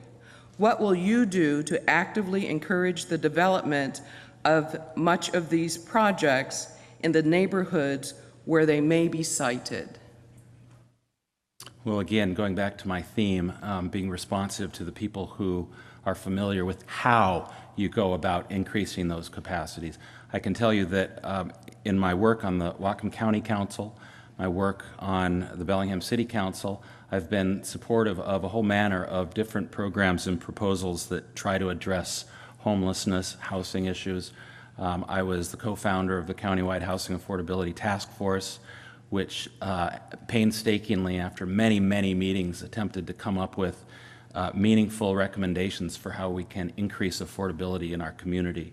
And one of the things that I want to do on a second term is to earnestly work towards actually implementing those programs. I've been a strong supporter of the state legislation that authorized an increase on the amount of recording fees for county auditors' offices. I know that that legislation is sunsetting soon. That provides lots of income, monies for these sorts of programs. I know I supported a resolution just recently while on the City Council to prolong that particular funding source. So those are a couple of things that I would do. Thank you, Mr. Fleetwood. Mr. Farr, would you like the question repeated? Yeah, I got most of it, but yes. Okay. There is a need for specialized housing projects that will provide permanent homes and supportive services for people who are chronically homeless, disabled, and cannot be employed. What will you do to actively encourage the development of these much-needed projects in the neighborhoods where they may be sited?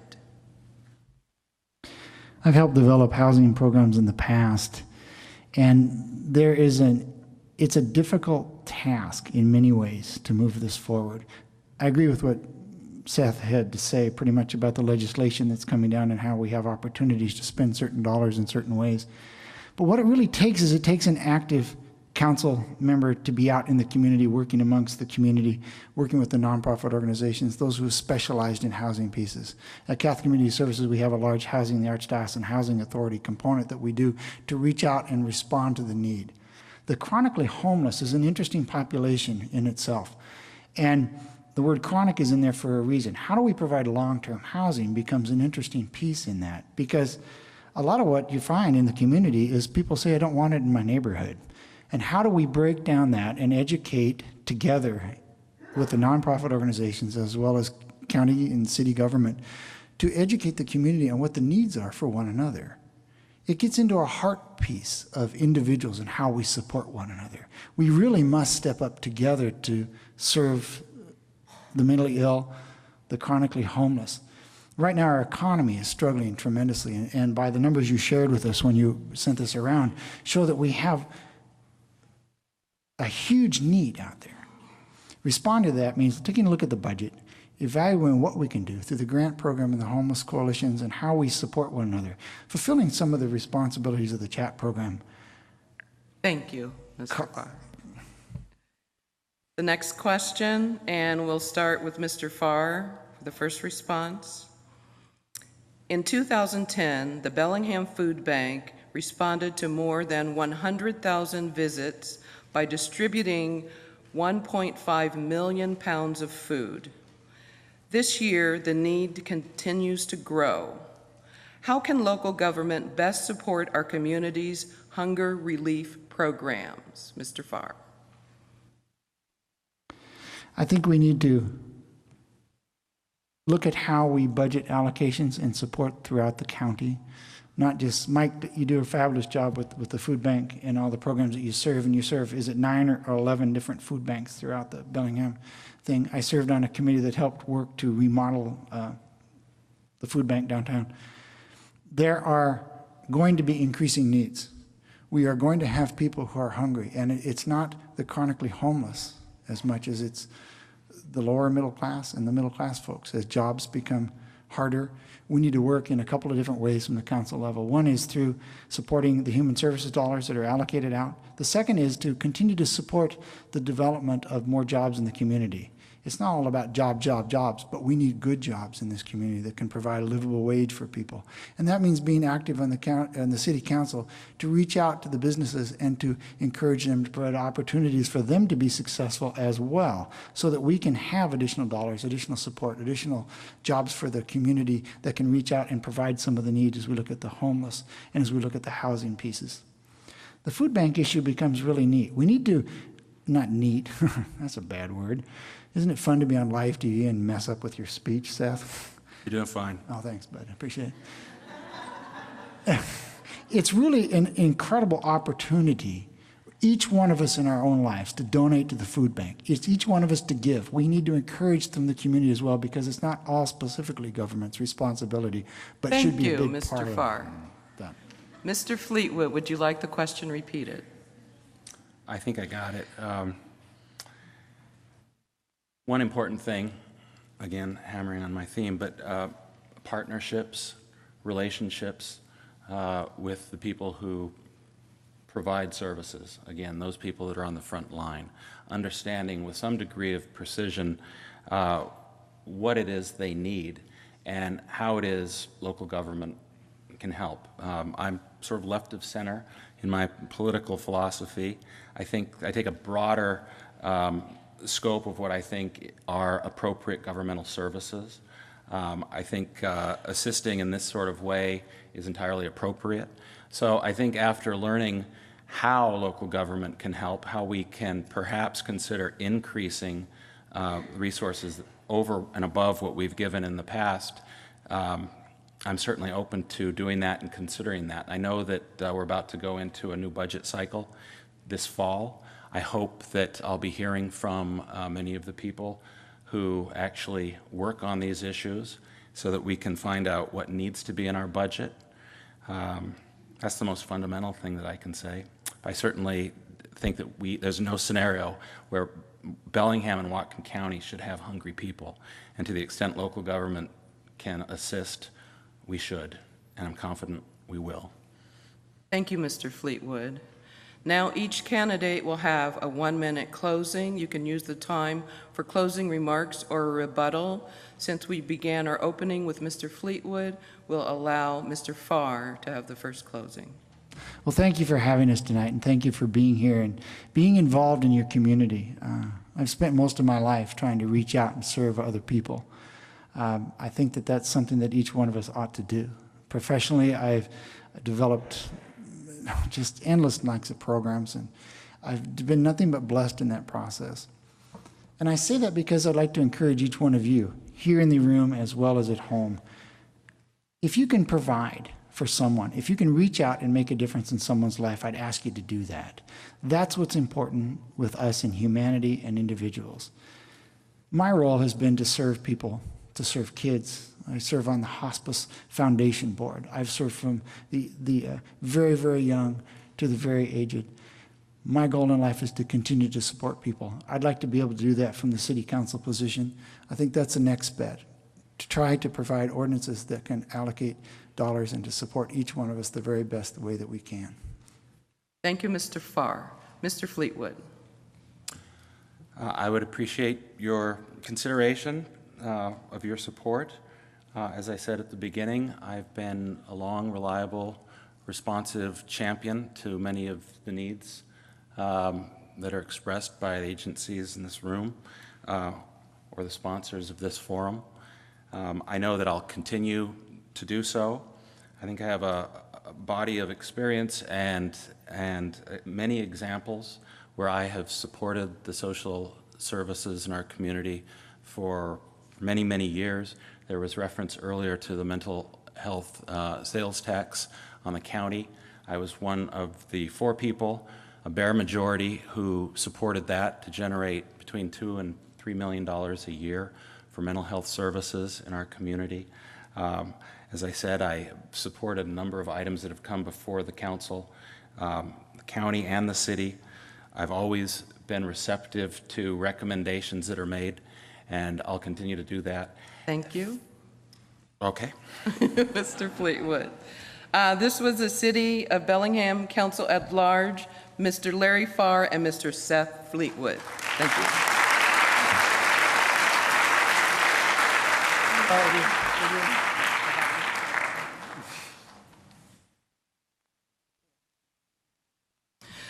We now will go to the race, Bellingham County Council, Ward 3, with City Council, Ward 3, with Kathy Liam and Barry Buchanan. Please come to the podium.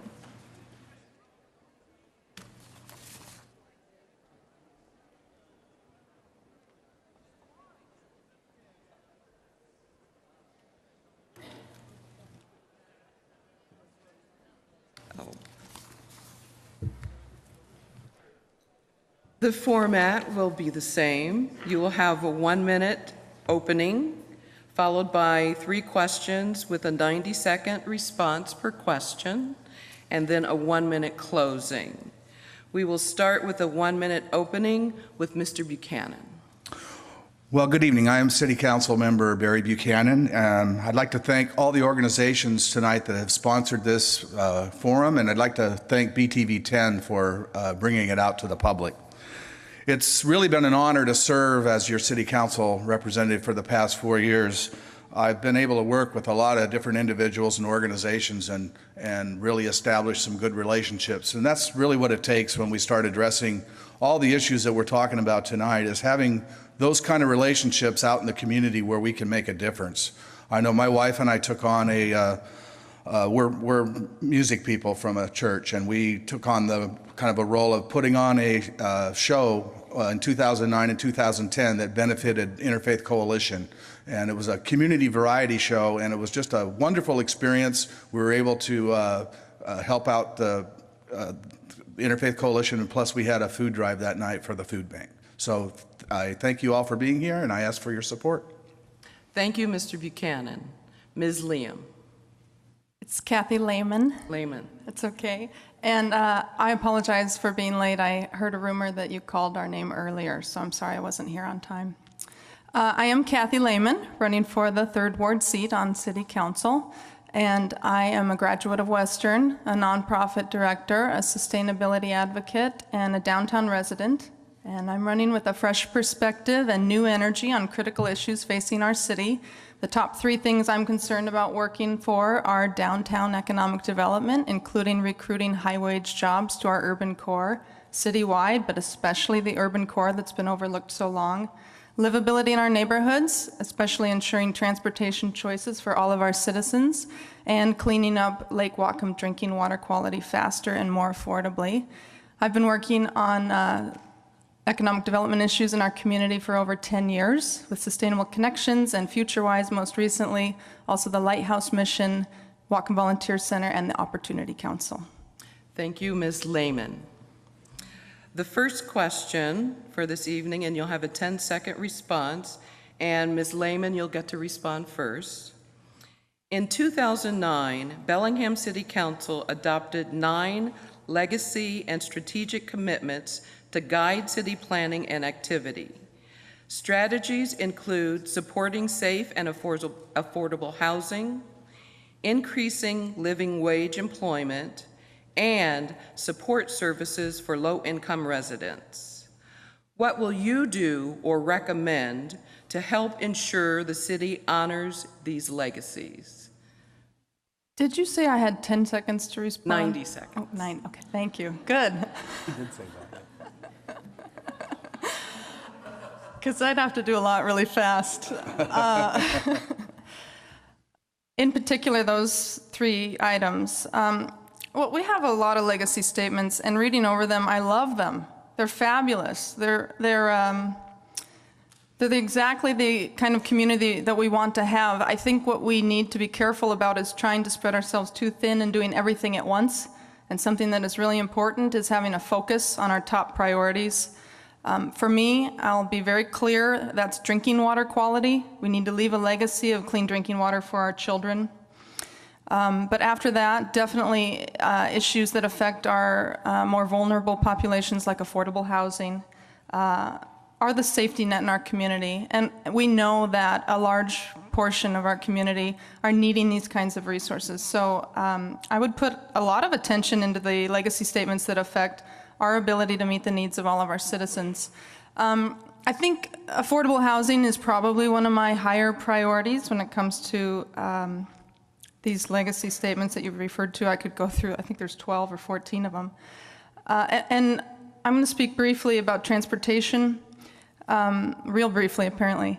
Housing affordability is a significant issue. A big piece of affordability for lifestyles in Bellingham is transportation. An average household in Bellingham spends about 25% of their incomes on transportation, and if we can do things to... Thank you. Thank you. Ms. Lehman. Mr. Buchanan, would you like the question repeated? No, that's fine. I got it. Our legacies are very important that we developed in 2009, and the 3 that were mentioned, there are things that are ongoing that we are doing, such as we do fund nonprofit organizations, and we need to continue to do that aggressively. We can't let the most vulnerable people suffer because the city can't afford to fund it. We have to make sure that's a priority. We need to keep providing services such as the revolving loan program that the city does. We just hit our $6 million mark at providing loans for low-income folks to get rehabilitation done to their homes. We need to really focus and look at how we can get public and private partnerships so we can encourage some of the funding to come from the private sector. We as community leaders can really set examples by encouraging folks out in the private sector to help fund a lot of the programs that we need to have. As far as employment goes, we obviously need to work on economic development at all levels, so we have more resources for the city, as well as providing, a greater opportunity for good employment for those who need it. We could also look at partnering with WorkSource to try to pair employers that have needs that can go out to where they can find some of the homeless folks that need to find work, and to be able to go where they are. They can't always get into town to go to WorkSource. Thank you. Thank you, Mr. Buchanan. The next question We'll start with a response from Mr. Buchanan. Currently, 1 in 6 households regularly visit the Bellingham Food Bank. 16% of the clients are seniors and 35% children. If elected, what are some ways you think the City of Bellingham can be involved in fighting against hunger? Well, I think the city, we can get more involved in sponsoring events that can have active food drives, like the one I mentioned in my opening about the show we did at the Mount Baker Theater. There's all kinds of opportunities, and people really respond well to those kind of opportunities where they have the chance to bring canned food or non-perishable food to an event and to be able to supply that to the food bank. We also need to make sure that people can get to the food bank. And that's that kind of goes where I think where Kathy left off. She was talking about housing, but transportation is important. For people need to have transportation means to be able to get to the food bank and get their goods home. We need to, again, continue, I can't stress enough, how the city needs to be engaged financially and to be able to provide funding for organizations such as the food bank. I think that also encouraging all of our friends and all of your friends to have folks to go out there and work and volunteer. That it's a tireless job. I mean, it's very important that we have people that can staff the food bank. So I think kind of that holistic approach of funding, being able to have transportation to get there, and making sure that there's enough volunteers to staff the needs. Thank you, Mr. Buchanan. Ms. Lehman, would you like the question repeated? No, that's okay. Thank you. The research I've been doing about the food bank in Bellingham, you mentioned 1 in 6 residents regularly visit the food bank. I've read 1 in 6 residents visit at least one time a year. It's about 15% of Bellingham's citizenry. 35% are kids. You said 16% are seniors. I've read 15, close enough. That's over 50%. That's over half of our community visiting the food bank at least one time a year. Crazy. Crazy sad, really, is what that is. As a city, we need to do every single thing that we can to support services that are already ongoing in our community. The Bellingham Food Bank is doing an incredible service, absolutely incredible. They're the hub for all the food banks in the entire county, and we need to do everything that we can to support them and allow them to expand their services and grow and get more innovative in their partnerships and the way that they meet needs. I think that there's some exploratory work going on with how they could do more, not necessarily with less, but with more efficiencies and more partnerships, and I'd like to see the city do everything we can to support them in that work. Homelessness and hunger are pervasive issues. I think chronic was a word used in the comments before with Seth and Larry, and these are the kinds of things that take community responses working together over long periods of time, and the city really needs to play a leadership role in that. Thank you, Ms. Lehman. The final question for you two tonight, and we'll start with Ms. Lehman's response. Interfaith Community Health Center has seen a 50% growth in uninsured clients in the past 2 years.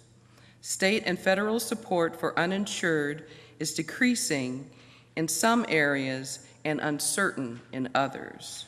What is the city's role in meeting the needs of the uninsured?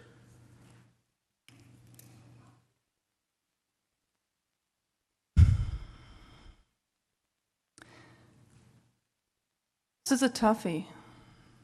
What can the city do for uninsured folks? I think the role that the city can really play is largely what I spoke about in the last question, and it is playing a leadership role in the coordinated efforts of many agencies. Early in my career, I spent some time at Whatcom Volunteer Center, which worked with over 350 organizations in Whatcom County, many of which were meeting the needs of folks who are uninsured. Before that, I spent a year at the Opportunity Council, providing community voicemail to the homeless and low-income folks. More recently, I just wrapped up working 2 years at the Lighthouse Mission, a transitional housing facility for women and children. None of my clients in those positions were insured, and all of those organizations received a lot of support from the City of Bellingham in whatever way was appropriate and possible. There definitely is a role for the city. I'd be hard-pressed to say the city can provide insurance, but they can do so many things indirectly for that purpose to be met, and directly to help these organizations thrive and succeed. And if I'm elected, when I'm elected, I'll make sure that that is a priority at the city. Thank you, Ms. Lehman. Mr. Buchanan, would you like the question repeated? No, thank you. I have it.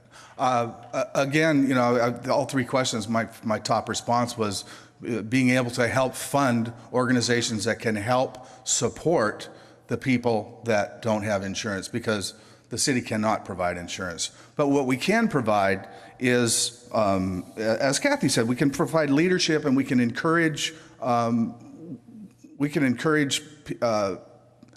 you know, people to really respond to the Interfaith Health Center, and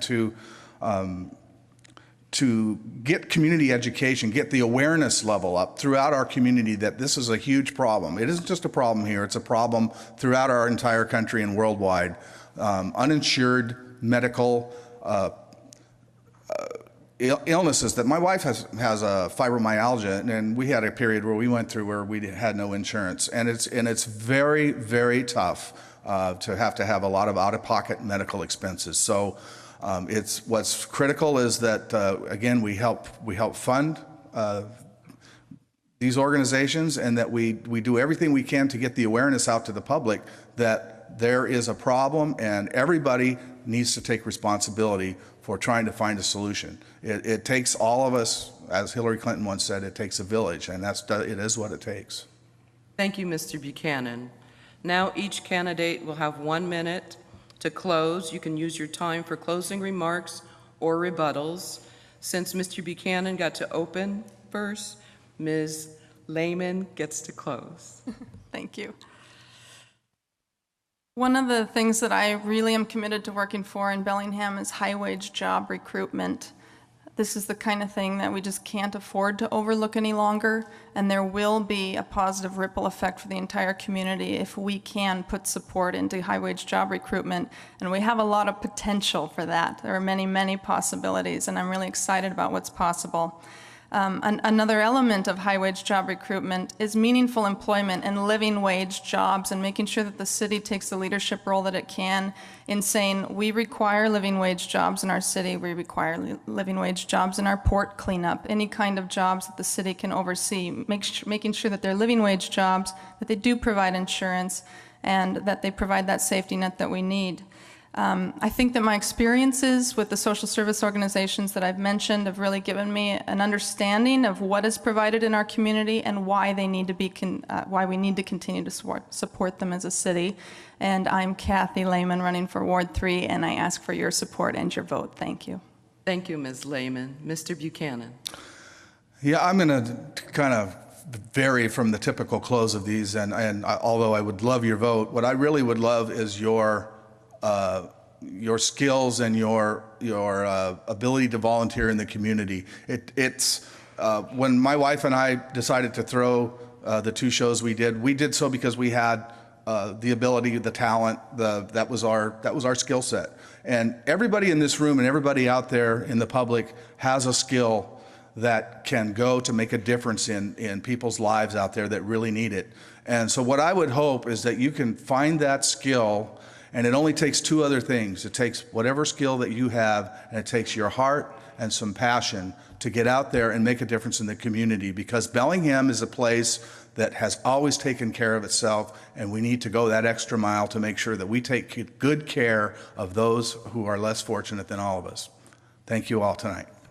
Kathy Lehman, Barry Buchanan, Bellingham City Council, Ward 3. Thank you.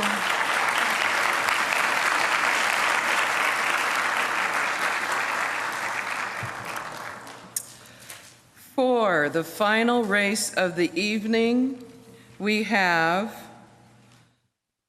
Mr. Dan Pike, Ms. Kelly Linville, Bellingham Mayor's Race. Please come to the podium. Kelly, good to see you. The format for the final time will remain the same. You'll each get a 1-minute opening time period, 90 seconds to respond to each of 3 questions, that's 90 seconds for each question, and a 1-minute closing. We will start with Mr. Pike, your 1-minute opening. Thank you. You know, any community is made up of a lot of threads of fabric. And in these times, and it's how you weave those how you weave those threads together determines the quality of the community. And in challenging times, that quality shows. And so Bellingham is a community that values not just the haves, but also the have-nots. And over the past 4 years, despite a disintegrating economy, as a community and as your government, we've made a commitment to maintain our partnerships with the social service community, to make sure that we maintain some sort of safety net at a time when the state and the federal governments were stepping away from what I view as our intrinsic responsibilities. Over the years to come, those challenges are going to continue to face us, and I believe it's important to have someone continue to uphold that commitment to those who are at risk in these challenging times. Thank you. Thank you, Mr. Pike. Ms. Linville. Thank you very much for all of you being here tonight and for inviting us to come. I believe a good indicator of where your priorities come is where you have spent your personal time and what values you've demonstrated yourself and the activities that you have been involved in and the difference that it's made. I know a lot of you in this room because for the last 2 decades, social services, the safety net has been a priority of mine. In the last year, I have achieved something that is very humbling to me, and that's 3 recognitions for areas that I know are important to you. One is Legislator of the Year for the Washington State Bar Association for my continued commitment to access to justice. The Food Lifeline awarded me an award last year because of my commitment to food banks and hunger. And I am very committed to health care with some of the personal things I'm doing now that I'll talk more about later. Thank you. Thank you, Ms. Linville. The first question, and it'll go to Ms. Linville first. You have 90 seconds. What do you see as a solution for long-term, stable, and adequate funding for human services in Bellingham? The first thing I see is for Bellingham and the awesome not-for-profit sector, especially that we have here, to band together and speak with one voice and make sure that the state government, because that's what I was most familiar with, uses priorities of government to fund first the things that can't wait. Hungry people, sick people, homeless people, they can't wait. And it's our responsibility as a city and a community to put a face for others that are making budget decisions for us. The other thing, and the thing that I've been involved with locally, is the community network. There is involvement from many of the providers in the community network looking at how we maximize our resources. Anything the city can do to contribute to that is very important. And anything the city can do to encourage all of us to do our part is very important. I also believe that partnering with service clubs, whether it's Rotary or Kiwanis or Lions, groups that make commitments to do things better for our community, have the information to prioritize projects that actually will fill a need in our community. It's very important. We care about each other in Bellingham. We can't just care, we have to act. Thank you, Ms. Linville. Mr. Pike, would you like the question repeated? Yes, please. What do you see as a solution for long-term, stable, and adequate funding for human services in Bellingham? I wish there was an easy answer. The fact is we're in very challenging financial times, and we have forces in the state and the federal government that are stepping away from responsibilities to fund adequately social services. But what I have been doing since I've been elected, I've had several meetings with all the school superintendents in the county, as well as folks working in Head Start, thinking about how we can complement the efforts that we're already doing to find efficiencies to get further with the dollars that we have. As I've said, I have maintained a commitment to funding from the city to our nonprofit sector to make sure that they at least retain some core capacity, because if that goes away, we're all in a lot of trouble. The other thing that I think is critical and that I've stood up for repeatedly is to recognize what we shouldn't be doing. And I can tell you that if, as long as I'm mayor, we are not going to spend $150 million on a failed system putting people in prison without putting some money towards remediation, prevention, and education. Because frankly, any person in prison is a failure, and I'm embarrassed to have a community where we think that the solution to failure is building more failure. So I will continue to push for more things like the mental health tax to try to find specific targeted funds that can't be used for other things, that have to go towards basic community support for social services. Thank you, Mr. Pike. The next question, and Mr. Pike, you'll get to respond first. Presumably, much of the waterfront project will include residential development. How will you work to ensure that this redevelopment zone includes rental housing that is affordable for families and individuals with very low income? In the planning that we've been pulling together with our partners at the port, we have identified a requirement for an affordable housing component based on the number of units that are developed that has to be provided as part of that development. And so as a result of that, it will be a requirement of any development that happens there in the residential sector that there be a certain amount that's provided for affordable housing, and that includes some low-income aspects. And so that's written right into the rules that are going to be adopted by the City Council and by the Port Commission, so that anybody working on that site will have to follow those rules. So that, I mean, that's it. Thank you, Mr. Pike. Ms. Linville, would you like the question repeated? No. No, thank you. I think that there are two components to housing. One of them is affordable housing, and one of them is low-income housing.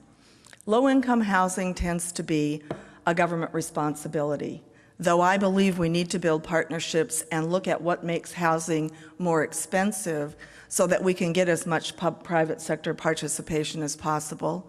But affordable housing is even in some ways a bigger issue, because we have people that go to work every day and make what some people might consider a good income, $35,000, $40,000 a year, and still have difficulty finding a place to live.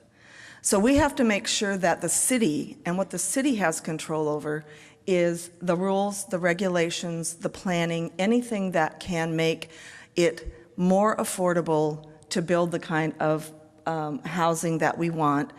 And then the other thing is, if the city wants to demonstrate and contribute to our social service safety net, including housing, then we have to make sure that we have the kind of economy that is growing the revenues to make sure that the city has those revenues to contribute.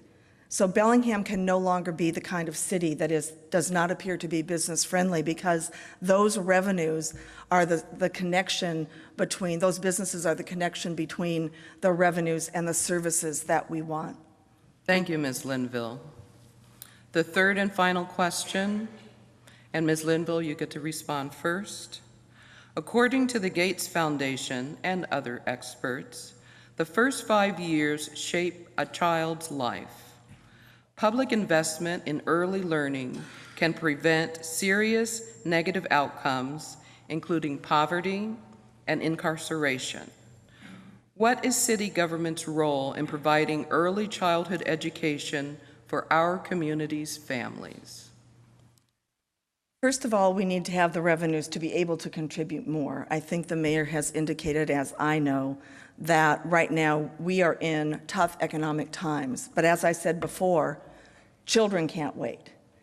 And I believe that the state has figured out that all their investments in early childhood education are important. So I think that the city can advocate for those revenues. The city can make sure that that stays a priority, because we have been doing this over time.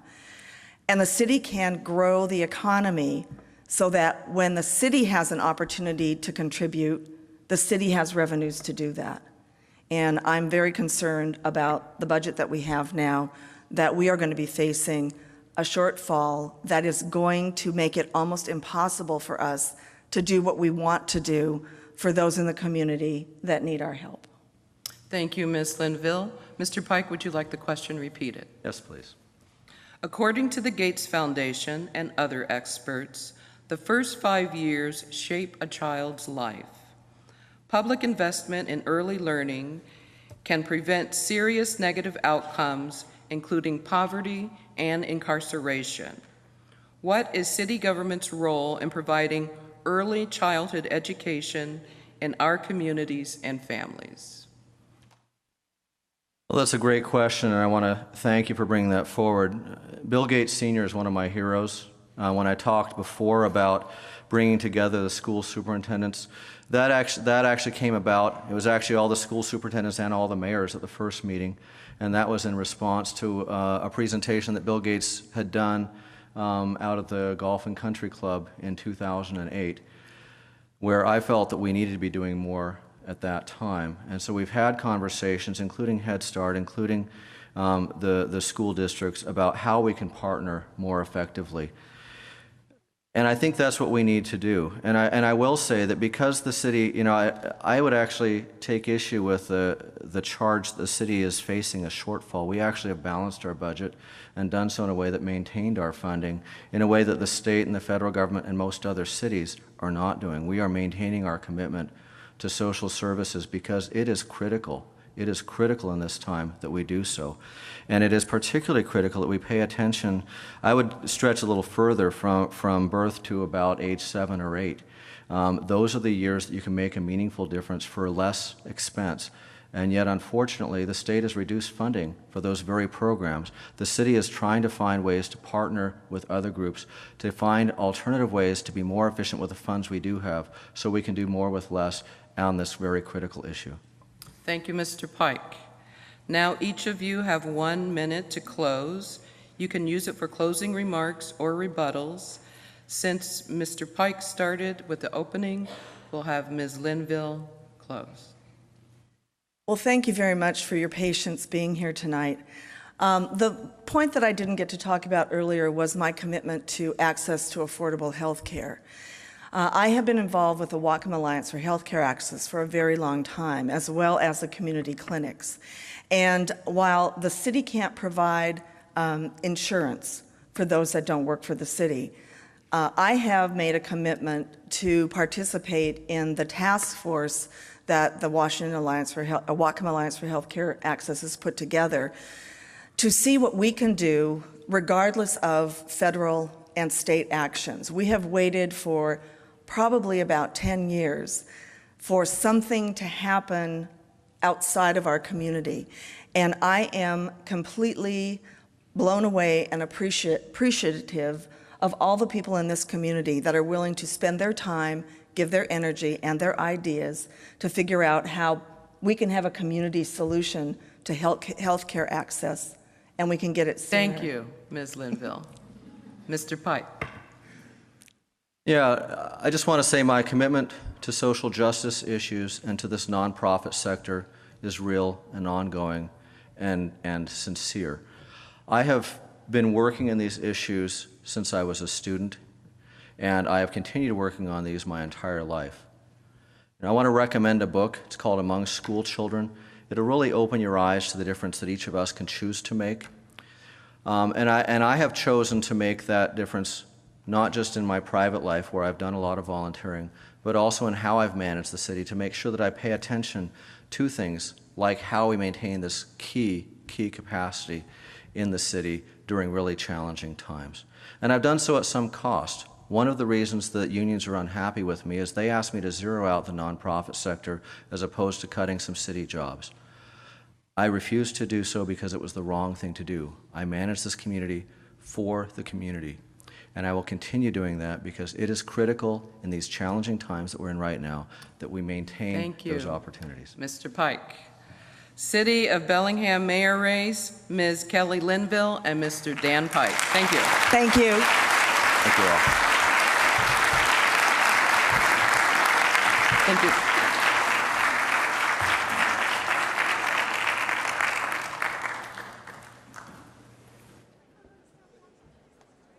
Thank you, Trula. And this concludes our forum for this evening. And on behalf of the sponsoring organizations and planning team, we'd like to thank our moderators for their stellar job tonight. And also like to thank the candidates for taking time out of their busy campaign periods to be with us this evening. And most of all, we'd like to thank you, the audience, for showing up tonight to remind us how important these issues are and letting us know that this is a cause worth paying attention to. A couple reminders. Just a reminder that if you want to view the candidates' responses to the questionnaire on poverty, hunger, homelessness, and early childhood education, you can go to www.whatcomecandidates.info.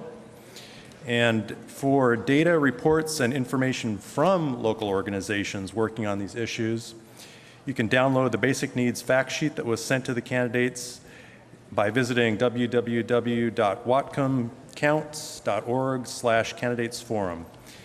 And just two last things. If you have a couple of minutes to fill out the evaluation forms and turn them in on your way out, that's going to help us plan for our next event. And finally, please remember to vote. Send in your ballots. Thank you, and have safe travels home tonight.